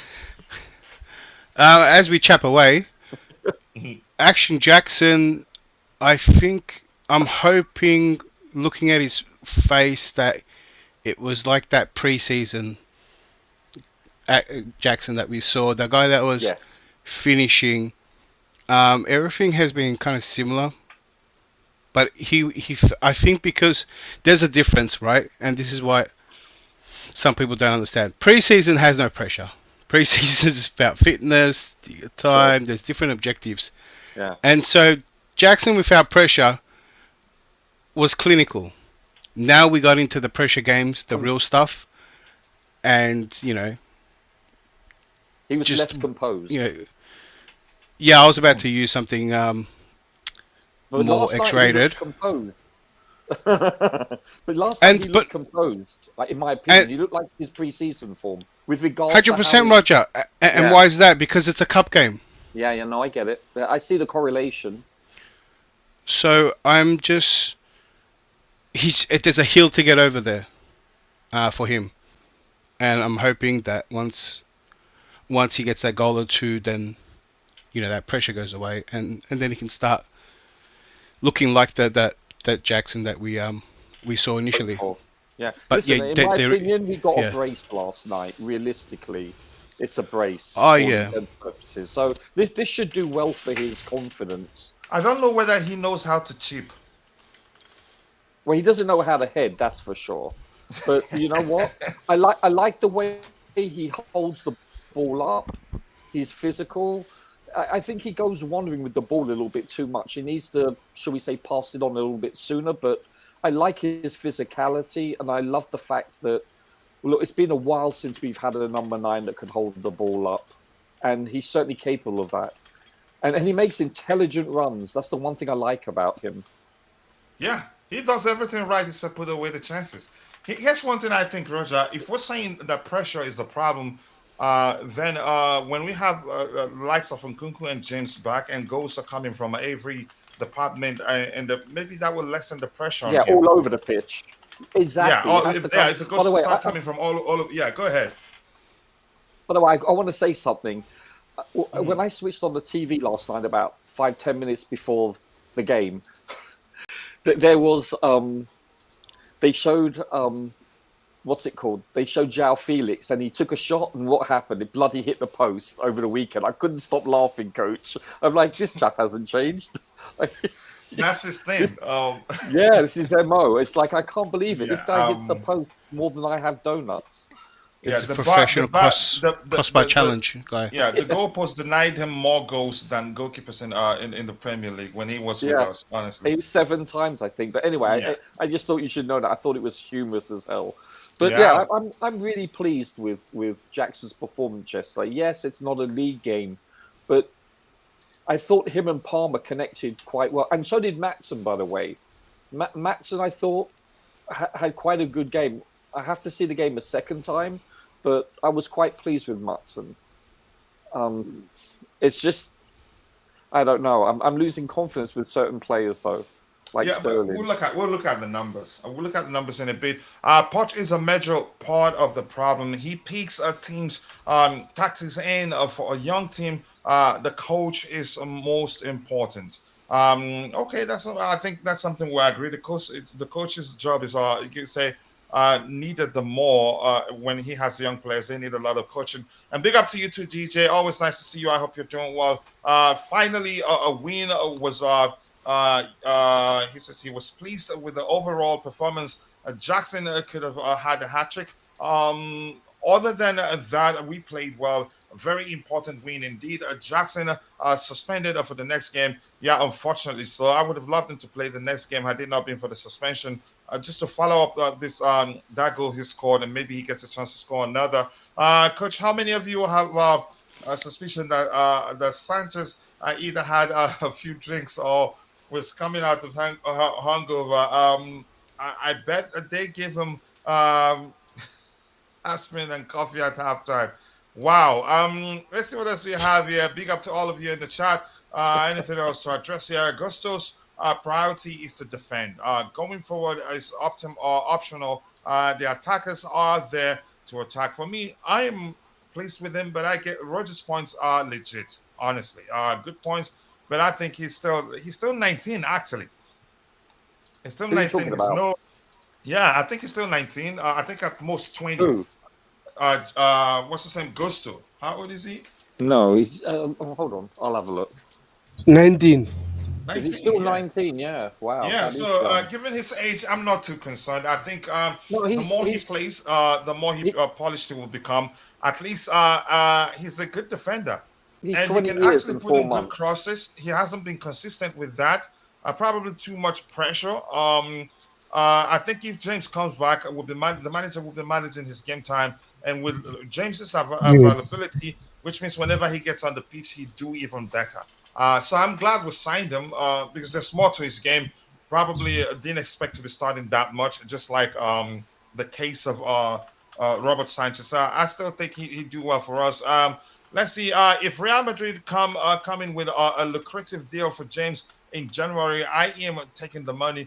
He wouldn't be cup tied, and cups in Spain and availability is the best ability. I agree with you. But in James's case, I actually thought when he went under the knife that's it. We've solved the problem. But it looks like he's had variations of injuries, not just one. How are you? Okay, just saying hello to people. Big up to you too, Nebo. I hope you're doing well. Throw away that $3 microphone. I know Declan, he'll probably come back to you in the chat there. If he has time. Man, this is an expensive headset too. I don't know what the go is. Maybe it's been so long, that's why. I had to change the settings. I think the settings are made well or something static. Maybe you have you said a microphone, right? Yeah, I got a headset. So yeah, maybe you have like your phone close by it, something like that can cause that. Can't, Coach, you're not that old. That doesn't exist anymore. Sorry? Are you using interference is not a piece of rope? It still happens. The interference doesn't happen. Interference still happens. It depends. No. I've had that issue. No, not that sort of interference. I've had that issue with my wireless microphone, and that's why I changed to this one. A defender defends properly, and he cannot go forward. A defender attacks properly, and he cannot defend. There's always something to complain about, and that's why we're fans. But you should be able to do both. If we're being honest, Jackson isn't clinical and is unnecessarily selfish. I don't think he's selfish, actually. If anything, he's a little too unselfish for me. Usually, attackers are told to be very selfish if they're looking for goals. Maybe that's why he's coming across as if it's selfish now, because he's looking for goals, and the manager has asked him to be a bit more selfish. During preseason, what I saw that I liked the most about him, even at Villarreal, was that he's not that selfish. In my opinion, Jackson must be thinking he's Usain Bolt running them crash. Jackson felt a sign of a relief. The Sassi slapped him multiple times while celebrating. I am remixing that because I did see witness the incident you're talking about here. Not an incident or the celebration. You could see what it meant for Jackson and all of them. I think this team is together, but we want to see that togetherness in terms of gelling. That will take time. Jackson is the man. They are all banking on him to get the goals. Not just him. I don't want you can say whenever we get to the final third, and then we'll be channeling all our goal scoring opportunities through one man. I want it diversified so that we don't have an issue when that man is marked out. Tammy Abraham is clear of who Jackson. I'd say no. The only thing Tammy Abraham has over him is he's a topping merchant. But in terms of him dropping deep and participating in the play, Jackson is clear. I think Jackson actually has better control than Tammy Abraham, as much as I like Tammy. But if you had Tammy in the team, you see those crosses on the carpet that flashes across the goal line and nobody puts it away. He'd put that away. But I think Mauricio Pochettino, the typical type of number 9 he likes to play with, you have to do more than just put the ball in the back of the net. And and that's why he likes Jackson. I said it, Chilwell cannot give us 10 matches in a row. Sorry, Roger, what did you say? No, go ahead. I wanted to say, do you know who we have? Do you know who we have not spoken about? That's Moises Caicedo. I thought he. Oh yeah, we'll come. Yeah, we'll look at the numbers. We'll look at the numbers before we talk about him. Jackson is good. He needs extra support behind him, so he doesn't have to drop as deep. Quick balls, quick through balls. You can say. He makes good runs. He makes intelligent runs, decisive runs, if that's the language you prefer. But a lot of the times we don't find him, so he comes for the ball. Felix Dad is a carpenter, so he knows how to hit the woodwork. Good morning to you too, Oladipo Mesole. I hope you're doing well. Seriously, Coach, what was happening with these misplaced kicks from Sanchez? He looked shaky. Here's the thing. I think we've talked about that. To me, I think he was just trying to show Deservy that, but that's just me speculating that he's actually better than he's told the public that he was when he was at Brighton. I think, but the good thing is that he stayed, and you can say he overcame the pressure, maybe, or maybe the shaky moments we did see on the day, and was brilliant for us between the stick, in my opinion. The sticks. Brighton was pushing up high pressure. Sanchez, he was way too calm with his passes. Maybe you could say that too. Anything else? I'm just going to scroll to the very bottom so that we can address all the items we have lined up here. Doesn't ask for the ball, unlike some keepers, but Axel and Cowell keep going back to him. It was good to see Matson playing up front yesterday. I just hope a Poch will not backtrack like he has like he's been doing. Drop him again. Matson was the next guy that blended with Jackson. During preseason too, they played well together. So should be able to do both defending and attacking. So why differentiate in the first place? A defender should defend first. The primary responsibility of a defender is to defend, but modern defenders should be able also to contribute offensively. Going forward, it should be optional, not optional. If you use the term secondary, maybe, I'm not too sure what to make of that. But in my opinion, I think, if you're a fullback these days, you should be able to contribute offensively. Caicedo was solid. Cucurella at right back was impressive, even though he gave the ball away a few times. Tell me the last time he played there and how consistently he's played. So probably match rusty, in my opinion. So Declan, this here, were you still talking so we can have you, you can say, complete what you were saying so we can move on to... No, you're right, good chap. Keep going. Before Yeah, keep going for your itinerary. Oh. So let's hear you. You were Hey, saying Mr. something. Cool's got something to say. Sorry, Yeah. Oh, I yeah, interrupted him. Mr. Yeah. Let's Yeah, hear you, yeah, Tebago. yeah. I just want to say, Declare, it's been a while not seeing you. Hopefully, we can see you more and more. Even though we lose games, we want you here to criticize the team. And yeah, guys, I have to go. So thank you for having me. Great win. Hopefully, we can be happy on Monday also. Much love to you. And somebody in the chat said if we lose games, we don't Good. see the glad. He only comes when we Yeah. win. Oh, did you see Coolest that? Chels, good seeing You you. saw that. It's true. I replied. The only way I was able to come today was it's a public holiday tomorrow for us, so it Oh, was so you're not working today. Oh, okay. Let's so you go worked ahead. out. Go ahead if you were still talking. Go ahead. Oh yeah, so lined up for today. Maybe when we got the daylight savings as well. Maybe I could change the time and help. But yeah, that was my reply. But yeah, maybe it is. Maybe next time we win, I can come back again. So that might be a I while. hope so. I hope so. If you let's see what happens though. But I appreciate you. Again, I hope you're still here with us. Caicedo was solid. We'll talk about him in a big career. Finally gives a million tapping to Kitila. Finally, yeah, I like that. And Gallagher is not getting any better. This is it. I disagree. I think and here's the thing. I've always thought the only place there's space for him in this team will be in the right wing position.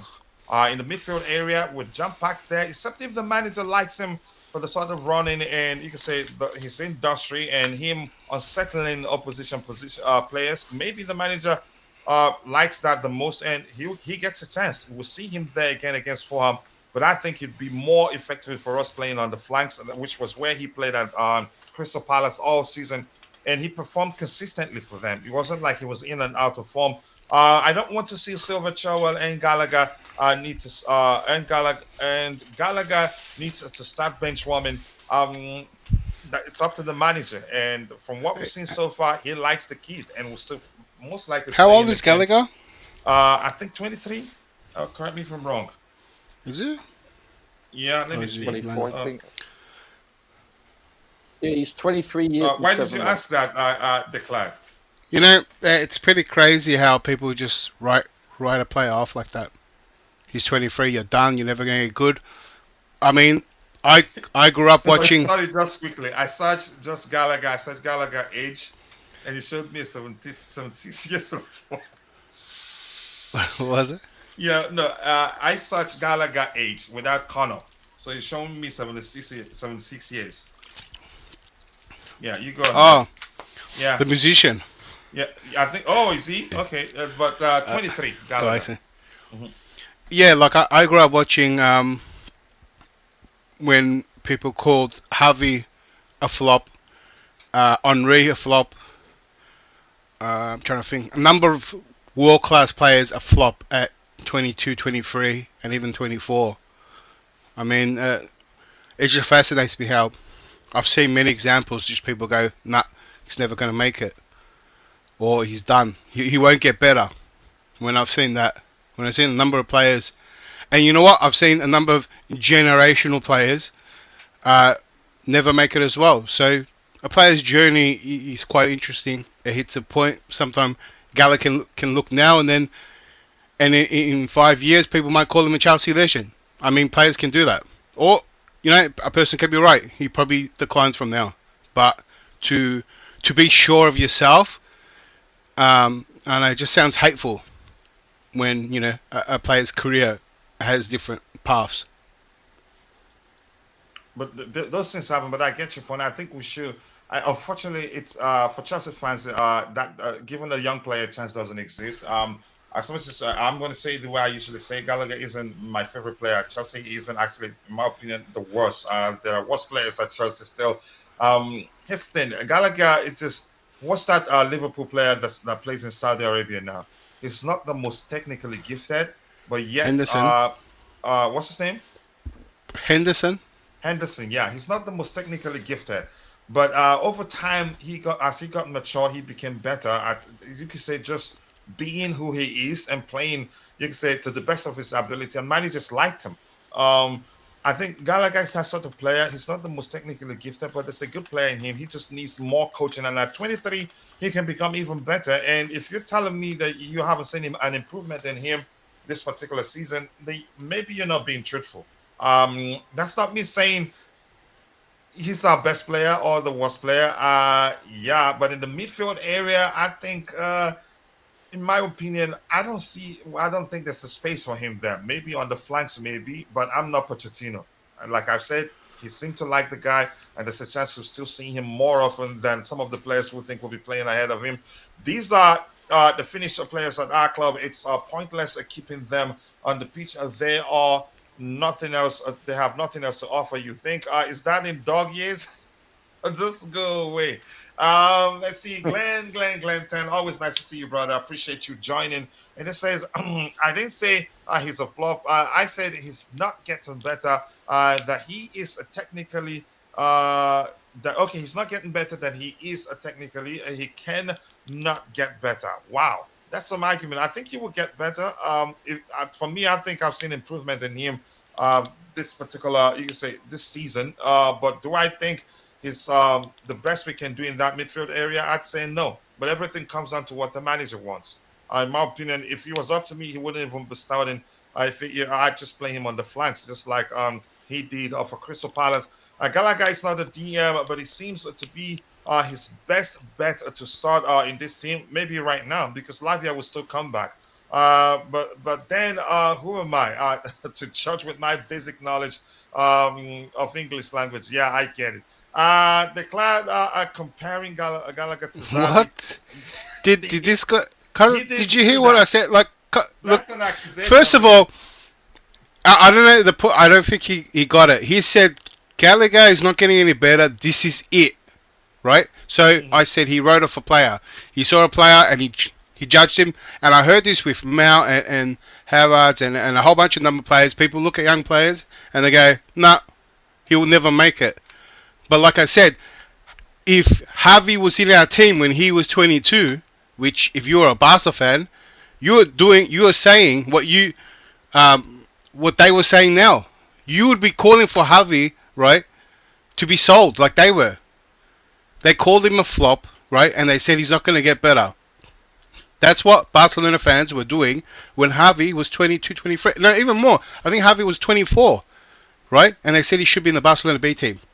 You were doing exactly what the Barca fans were doing to Javi, right? And he's a world-class player now. That's what I'm saying. When you witness something like that, right? I don't think you can. And there's heaps of number examples. I think I'm trying to look back. I think Modric was the same. People called him a flop. There's a lot of world-class players that when they were young, a lot of people called them flops. If I remember right, I think Burkhardt might have been one too. So some players take longer to really get, or maybe take a different coach, or just something happens that all comes together, and one good season, they become a great player, right? But there's a lot of players that turned out to be world class and great players that were considered flops, just the same way you're doing it now. The same way Chelsea players, just the same way you made the judgment, right? Your unprofessional judgment to go, nah, he's not going to get any better. I don't know. And let me put it out there. You can criticize any player. Everyone can do that, right? And you can criticize Gallagher. He's doing poorly. I agree with that, right? But to just write off a player to say, no, he has no chance of getting any better is what is different. And to get I'm comparing Gallagher to Javi out of that, right? Yeah, I said I'm comparing you to Barcelona fans, what they were doing. You were doing exactly what Barcelona fans were doing when Javi was 23, 24. So, right, let's get. And it's not just Javi. There's a whole bunch of players, Modric, this and that. A lot of fans are doing exactly what you guys said, like what you guys are doing. Criticize all you want, but I think it's unfair and it's probably hateful to just write off a player to say there's no way he's going to get better, especially young players. If Gallagher gets 20, if Gallagher's 26 onwards and he's the same, yeah, I'll agree with you. he's a write-off. But at this age, players can turn into good players still. Yeah, this it's not over for him yet. As long as he's still that young, that's what I think too. Finally, I have somebody that can join me in turning against Constantine Dante. I want to, managers love such players and it can find a way to accommodate them.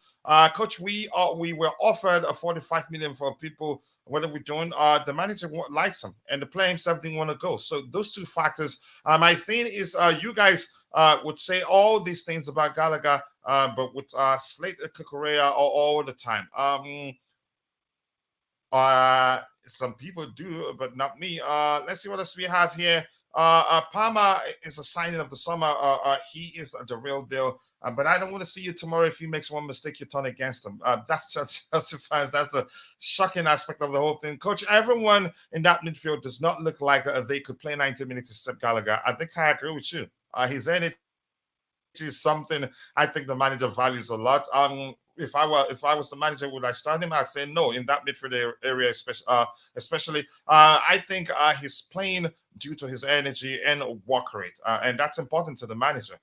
So you are comparing stuff. That's not what he's explained himself. There's only one way Gallagher can change his image.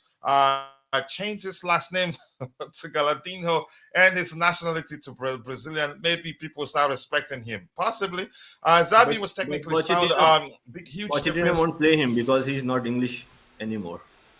Oh, yeah, that's the argument. That's what the argument would turn to. Difference. Gallagher has no technical ability. So did Modric. All these players, young players, had a technical base. A huge difference. Okay, I like the argument. But are they comparing it to Javi at the end when he became a good player, or Javi when he was 23? Because that's the question. Javi at 23, you would have wrote off. Yeah, let's just move on from that. Hey, Constantine's my brother too, so like there's no hate there. I know there's no hate, but yeah, I'm just out of any criticism, I don't think it's fair. I don't think it's fair to do that to any player, not just Gallagher, to any young player. You know, under 24, I think is just to say nah. You have no room for. You have no. You hit your ceiling. You know what I mean? Like that. That's just to add one thing. Yeah. I think why people are doing it. It's just my observation, nothing else. It's because we have many players. Of course, Haaland and Mbappe are generational talents, right? So they've been like performing at this level, like from the age of 20, right? 21. We have like Julian Alvarez and many other players like who have not even to this elite level, who have already shown their capabilities. So I think people are too quick to judge, but it's not the norm, right? It's the exception. Players like Haaland, Mbappe, even Alvarez. Usually it takes time to develop. And yeah, so I think people make their minds too quick, especially at this generation. This time. And also remember Gallagher. We had to review the game. Yeah, just like remember Gallagher at Palace. Everyone was saying, you know, how great he is, and they were the ones calling for us to bring him back. Yeah, so, I look, criticize all you want. That's not my complaint. My complaint is to just say that a player is dead. You know, he can't. He hit his ceiling at that. You know, at young ages, is kind of like it's something unfair. You can dislike what's going on and say he's not doing well, and that's all good. I have no problem with that. But to say he's done and he can't get any better, he's this that. I think it's something else. It's agenda. It's unfair to the player. It's whatever like that. It's a bit hateful. All right, I want to hear Roger's thoughts on this particular and we don't have too much. We don't have actually up to 20 minutes before we round up, and I want us to look at Cole Palmer's performance. More importantly, we've always known how good Caicedo can be.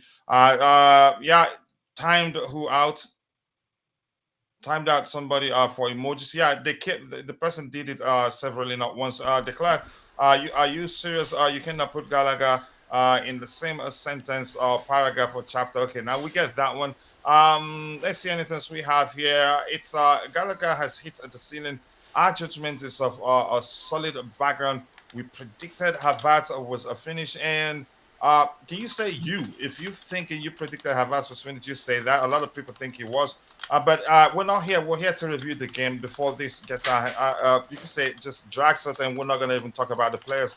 Gallagher has a lack of a reading of the game, and that's why one of the reasons why I don't want him to play in the central area.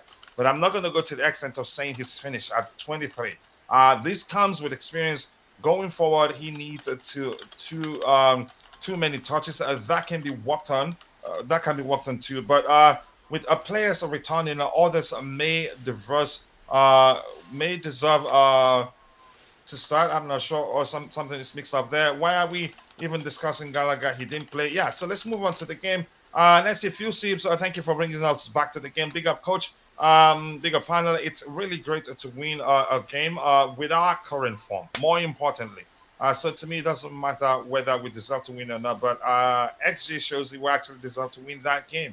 Gallagher makes me dust clean a Dose Express train ticket.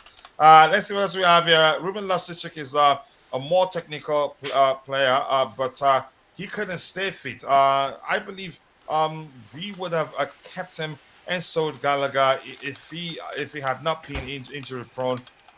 Do I think Loftus-Cheek was injury prone at Chelsea? I'd say no. The only thing I remember is that one serious injury that a lot of people thought led to him losing, you can say, not being as good as he was before he got injured. Palace fans, I said Gallagher was a better further up the pitch, but as a DM, yeah, I hate to see him in that role, but the manager probably thinks that's where he's more effective for him. I think, yeah. I'm just gonna move on. It's helpful. It's an opinion anyway. Yeah, it's an opinion. It's an opinion that he is not technically sound, and that will not change. And then it's declared opinion to say it's helpful. So let's not take anything personal here. I don't hate Gallagher. Some of my best friends are Roadrunners too. So good to hear. Roger, let's look at his numbers Summer here. Coyotes. Yeah. Minutes played, he played 75 minutes. Assists 1, total shots 2, accurate passes 23 out of 25, 92% accuracy. That's excellent. Chances created 2 chances. Expected goals 0.38, not bad.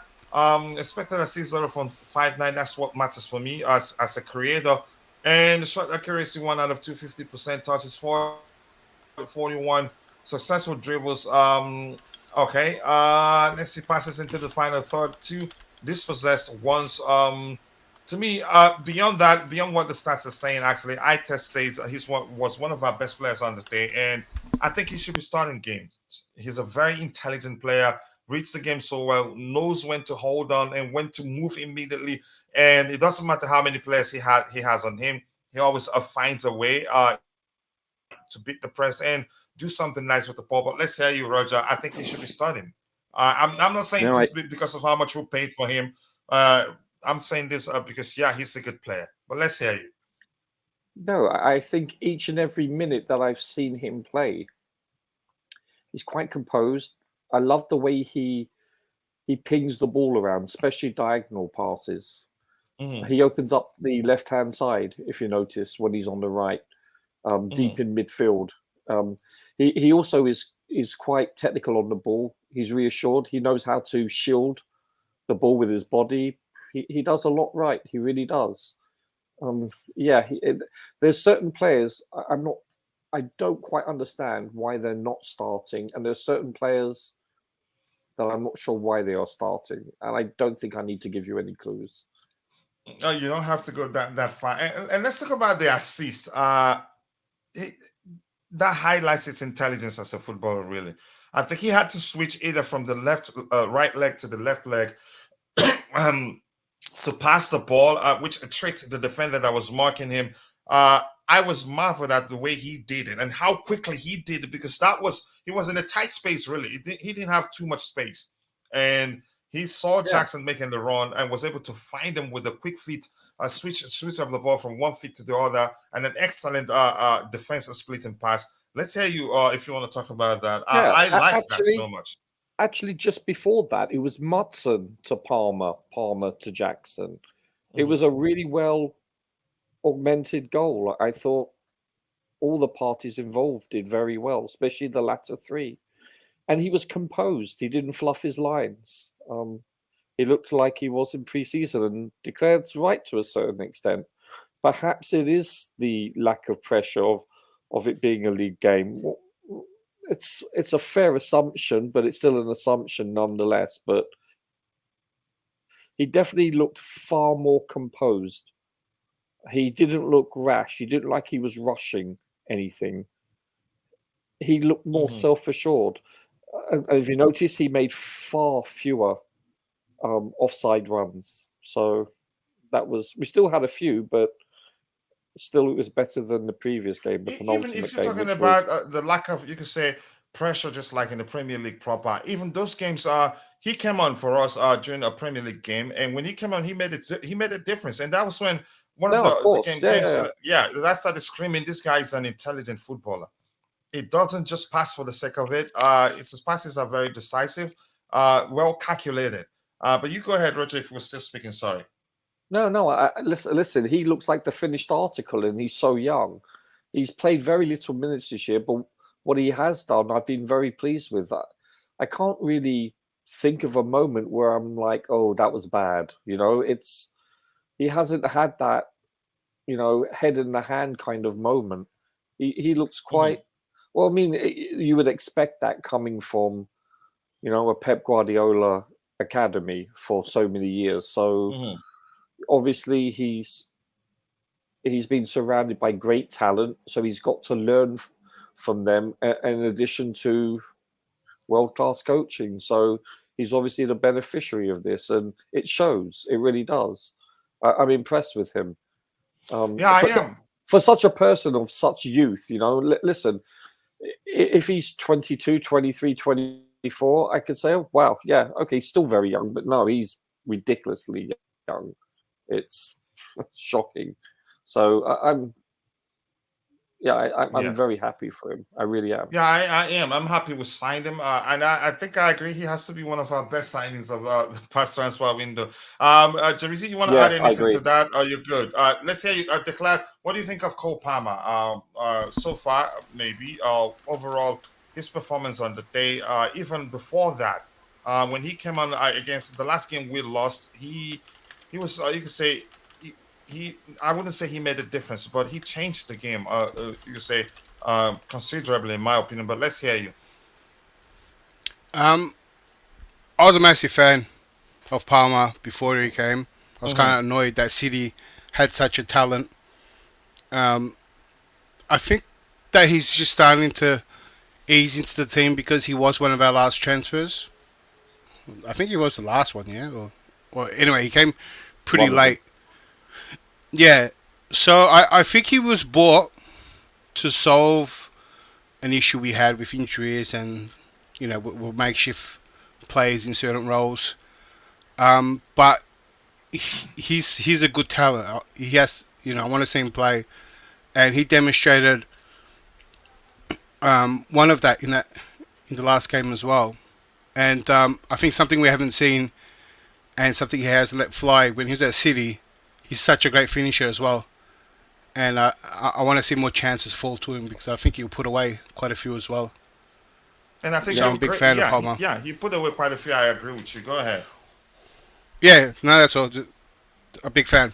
Waiting for him to flourish. Also, if you look at him when he plays on the left, he's an excellent crosser of the ball with his left foot. Excellent. He makes devastating passes. And I think he had a bit of a freedom role last night. Yeah, perhaps. Yeah. Yeah, I thought he was a deeper. He was in the mix. He got a lot of the ball. Yeah, which is something I think Nkunku was doing more. He kind of in the preseason. Yeah. So I think he will be a perfect 10 for us. I like Conor Chukwuemeka, but I think what he did for some Conor Chukwuemeka, I think he's a better creator. In my opinion, as much as I like Connie, but I'm glad we have them both. Jarizi, you have anything to add to that, or should I just move on? I want to. Yes, I knew Roger wanted to talk about Caicedo, and I think I want to hear him talk about it. Yeah, we already discussed a bit on Cole Palmer at the start of the show, so I would just like to add and provide another stat that probably you guys must be aware of. That even before this game, in the Aston Villa game, he came as a sub. He played 22 minutes. and he created more chances than any of our players who played the full game. So definitely, he's a great player. I saw the clips. I studied him. I have a very close friend who lives in Manchester and supports Man City. So I talked to him when we were signing him. I discussed about him. He was surprised. I knew him like in a way that he was not aware of when we first had the breaking news. I said, we are linked with Cole Palmer. So what do you think? And he was surprised because he thought he's a great player. And he was kind of surprised, like, why Pep is letting him go. But then he said, I trust Pep, stuff like that. So yeah, he looks crisp. His positioning is amazing, right? And his movement, his passing ability, and the way he coordinates his mind, his head positioning and shoulders is almost like a textbook player, right? So I'm very optimistic. I don't want to get too optimistic because, every time we get very optimistic, then we always suffer, and there's some other stuff going on. So there is a huge potential, and I believe working with Pochettino, it will further improve. Yeah, thank you so much. I appreciate that. Let's see what else we have here. Gallagher, I can be one of those sideline captains, like when JT put on a full kit just to lift a trophy when he was suspended. Wow. Take the power away from the man. Let's focus on the positives. Let's see. Palmer got to his levels after 2-3 years of development under Pochettino. Under Palmer got, I'm not sure. That's why we need time for our young players. You can say under Pep Guardiola. Did he mean Pep? Yeah, Pep. He meant Pep. If Gala was at Brighton last year, people would be saying something different. Look at Gilmore, for example. Gilmore wanted to leave. I'm quite sure we wanted to keep Gilmore. Even Thomas Tuchel started trusting him, but he wanted to leave. He wanted to be the starting player. And at the time under Tuchel, it wasn't possible. Gallagher is not viewed to be a technical player. He is what he is, pretty simple. Okay, that's your opinion. Palmer is a spark in that 10. Mudryk making the left winger threat. What we've been crying for, basics, just simplify things. Players playing in their preferred position without being a fancy people. We gel. Yeah, I agree with you. Colwell at the centre back, he was different yesterday. He played better than usually as left back. Perfectly underrated. Okay, just responding to somebody there, I think. Dodgy Mike guy, good take. Is that the name we're going to be calling Declare from now on? Palmer has a technical ability. Compare with him. You don't have to bring Gallagher into the matter. Technically wise, at the same age. Not the same age. Gallagher is older. How old is Palmer? 20, I think, or 19. Am I missing something? Okay, let's just. I think he's just saying at the same age he was still more technical. Cole Palmer age. Let me just type Palmer and see some 19-year-old musician. Cole Palmer is 21. But he's good. But you could say he looked way mature than his age. There's a real chance that Strasbourg will end up in the UEFA Champions League next season. We must help our brothers. All they need, last piece of jigsaw. Starling and Gallagher, yeah, maybe. Let's see. Look at them ganging up there. Today I have something. Constantine Dante, I have some people help me gang up on you. Would we even beat Strasbourg at this point? I don't know. But at least we won a game yesterday. Greetings to you too, all my beautiful people. Lovely win for the boys. Is there words to describe Cucurella's performance yesterday? Enzo Fernandez himself called him an animal, given the way he was everywhere, he was fighting. But more importantly, please go check out my brother's YouTube channel. Be sure to subscribe and let him know I sent you. Just click the 3 dots to the right of his name and click on go to channel. And more importantly, nice to see you, brother. Let's see, highly unlikely that what happens. Chimera Mudryk has it as well again in his game. Just need to low down, and it will. Again, he has the base already. Don't compare him with Gallagher. Mudryk will come good. Nice to see you, Esmat. I appreciate you. Sorry, I can't read what you've written there.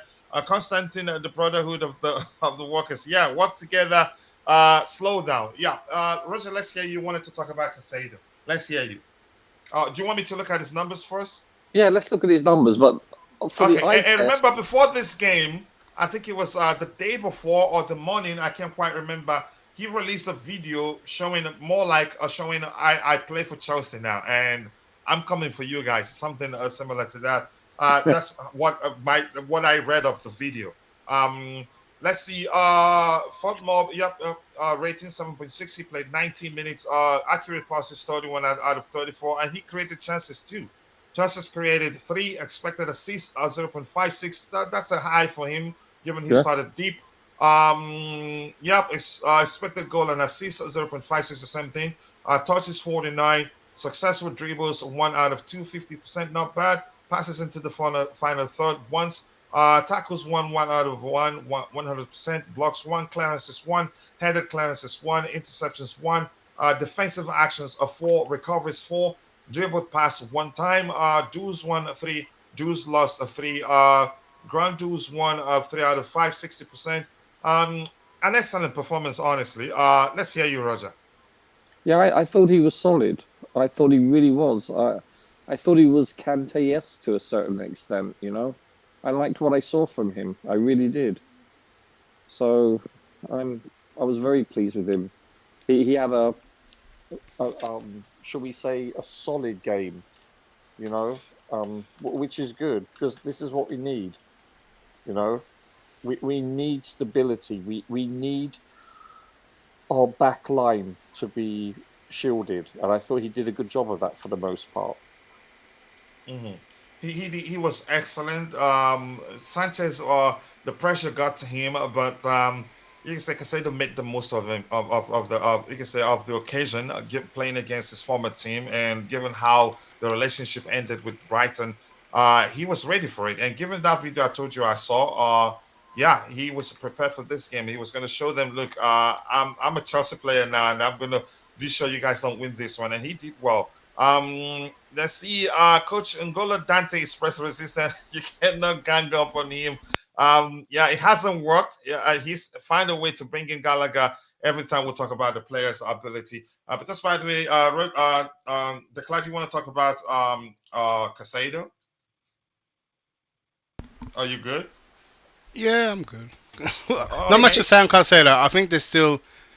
I think he's like Palmer, a great player but came late, and needs a bit more time to flourish. Even though he's probably getting more time.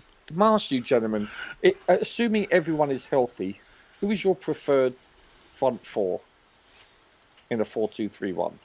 Wow. Honestly, in a 4-2-3-1, front four, Mudryk stays on the left, Palmer or Madwick on the right. Then the 10th position, wow. Honestly, it's difficult, really. It won't be that simple. Because Maatsen, he's done a good job every time he played in that position, if you ask me. I'm not too sure. It's not going to be that simple. I think probably you need to take your time, analyze what each player brings to the table to make sure you have a perfect balance. Would you play Nkunku in the number 10? No, I think Nkunku, on the flanks, maybe. Not now. The Usain, honestly, as good as he and as experienced as he is, I think Palmer is a better creator than him. I'm not saying this because he's joined us. And to add to what Roger asked, I mean, it's too early because we have to see how the players will integrate and develop. Yeah, of course. But right now, and since you asked if everyone is fit, so because Nkunku has proven at Leipzig as well, and Pochettino has also said that he can play at various positions. So if Palmer is like well integrated and he's performing at number 10, then definitely Nkunku can be utilized on the sides at flanks. So it can revolve, it can rotate, right? But the front four in a 4-2-3-1 would be, as of now, Jackson, Mudryk, Nkunku, and Palmer. Yeah, I like that. I don't have any objections to that. Oh, maybe my tomorrow one. I don't know. What's yours? Mine's probably. I kind of wanted to play. Jackson stays there, and Nkunku in the 10. But the way Nkunku paid 10 for us was a little different, and it was a key to a lot of goals that were created and scored in pre-season. Palmer on the right, and I think Sterling on the left till Modric can steal his spot. But I want those left and rights to be more inside forward, Okay. which we right now aren't having the fullbacks go up. So, but when you play like that, because Modric is there now too, if someone like Sterling's there, that's when Chilwell comes up a lot, and that's when Reece James would be there too. So ultimately, that's how I want to play. I think I totally agree with you. I understand it. I think a key component that's missing is also Reece going forward. He's dynamic. Yeah, You know, he can, whenever he's on the pitch, he contributes a lot offensively. Yeah, but it's more so defensively. The opposition, his crosses are generally of the highest quality caliber, and I think he can be instrumental in opening up for the other players. But yeah, I'm not sure. I'm actually I see what you're saying about Modric and Sterling. If that's the case, I'd rather have. If Modric isn't ready, I'd rather have Palmer on the left, Madueke on the right, and Cuckoo and then Jackson. But I prefer. I was going to say my basis to that was don't look at that position as wingers. Look at him as more inside forward. Palmer, I think Palmer's best position at City. Right? Palmer's best position was in that inside forward gap, and was of Sterling's as well. When you put him in those half spaces, I think those two will be deadly. And Cuckoo having the late runnings and also creating play was deadly as well. And if Jackson picks up form, we'll have a deadly front, a deadly front four. And plus, you would have Chilwell and say Reece James in the mix as well, who also add to that when they're allowed to push up. That's the way that's the attacking force I want to see. Do you think Maatsen has a role in this squad when everyone's healthy? Who, Maatsen?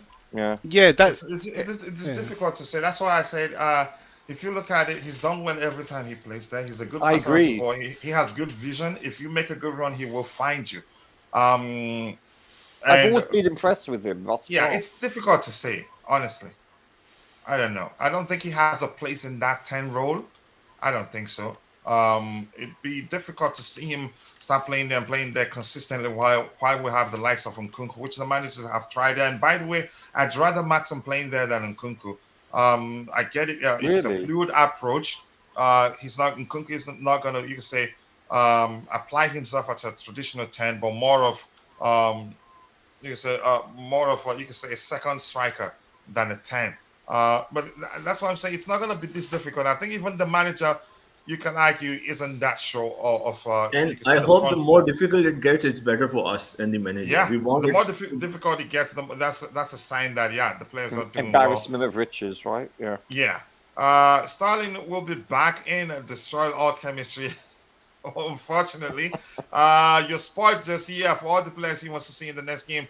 Sterling, I understood that was what you meant to type there. I just want good for the club, just different options. I think the manager is still learning, learning more about some of the players, and lots of them you can still see. Maybe Ugochukwu in the future, we may start seeing him even more. I get it, he's just 19, right? But he's a good player. He's an intelligent player overall. Palmer is great for that 10 role, has technical ability, quick turn, dribbling. I'd say let him start on the flanks. I get it, even though maybe if you play him centrally, maybe he's not going to be as good as he is starting from you can say the right wing role. For me, it doesn't matter. For me, if you play him as a 10, I'd take it. On the flanks, he was effective there yesterday, and it don't matter to me. If you cannot give the coach a minimum 10 to 15 games before sacking him, the sack wagon. I'm not sure I understand that. Then no more sacking, mate. No more sacking. I don't think they're going to sack him either. As long as they're seeing progress, they're not going to sack him. And I believe we're seeing progress. Until Nkunku returns from hospital, we should stick to the 4, hopefully. Let me look at this one. I was going to go to Bobby, but looks like he's left now. He played 19 minutes. Accurate passes 26 out of 32, 81%. Not bad. Touches 68. Let's see. Accurate long balls 4 out of 5. That's new. Tackles 1, 6 out of 9, 67%. Interceptions 2. Defensive actions 11. Recoveries 3. Wow. Dribbled pass only 1 time. That one you mentioned. Dues won 13. Dues lost 3. Wow. Ground dues won 11 out of 13, 85%. Aerial dues won 2 out of 3, 67%. Was fouled 2 times. He was everywhere, and he unsettled the players. And one thing I like about him, even when you're guiding your ball, you're shielding the ball, he finds a way to discomfort you, and that does go a long way. Ugochukwu played 90 minutes. Accurate passes 23 out of 31, 74%. Not bad. Yeah, these numbers are attacking numbers. Some of them. Do you know what impressed me the most, Coach? Cucurella. He won 2 out of 3 aerial battles against people that were taller than him. Yeah, and you don't even need the numbers to recognize that. It was evident as you watched the game. Yeah, you just saw this mop of hair bouncing up and down and winning the ball. It was, yeah. I mean, I just wish he was like this each and every game. I mean, he was. I thought man of the match, to be honest with you. Yeah, overall, I think Ugochukwu was good. It's still a long way to go, but he's an intelligent player, and he didn't look out of place. At one point, he looked shaky, but he grew into the game. And the rash tackle, I think the manager will look at the video and you can say educate him on how to handle such situation when he's already on the yellow. I think he's a good player. He's tall also. What I like the most is that he's an intelligent player. That's the thing I like the more about the players. No more Chile at left wing back. I don't think that will happen again. And Chile getting back into this team, if he's really injured, it's going to be difficult. What is the update on him, Coach? They will assess him today, we were told. Yeah. So Chile getting back into this team, there's no telling how possible that is. So who do you think starts for him in left back? In left back, Korea can play there. It depends. Martin can play there. It depends on the manager. Let's see. But it doesn't look like he trusts Martin to play in that position. From all indications. It doesn't play that because especially Reece James might be coming after the international break. So yeah, let's see what happens. One game well managed, but that doesn't answer the questions which emerged on Poch choices, being aggressive, canvassing on panel with will not make Poch a saint. Let football speak for itself. Here's the thing. I know you still doubt him, but the turnaround from you, I couldn't believe it. How you went from supporting him, but you presented a solid argument as to why that's the case. I hope no more injuries. I hope so, brother. Big up. Nice to see you once more. I think people will have to call it a day. We'll do the fans' opinion show this evening. So if you're interested, come join us and come present your argument and be the panelist. Declare once more. I'll reach out to you when I get a chance. I appreciate you finding time to join, brother. Always nice to see you. And I hope to see you next time because, it looks as if you only come when we win games. So you better pray for another win. So I come to play down the wins. That's what I do. So I can't do it on losses. Everyone's agreeing with me on that. But I have always been here, always calling for the positivity and the win and all that. But I have taken so much heat from the Chelsea fans, right? So I have been there in the hard times as well. So De Klerk, I'll see you in December, okay? See you, good chap. See you on Tuesday. See you on Tuesday. I wish. All right, people, thank you so much to all of you. Thank you to my brother Zion. Big up to you. Please go check out his YouTube channel by clicking on the 3 dots to his name, and then go to channel. And JC, much love to you. Chimera, the beautiful game was in the house. All of you, I appreciate you all. Chelsea all the way. The beautiful game once more. If I miss your name, apologies. I'm only human. See you guys next time. God bless us all, and bye. Cheers. Cheers, people. Yeah.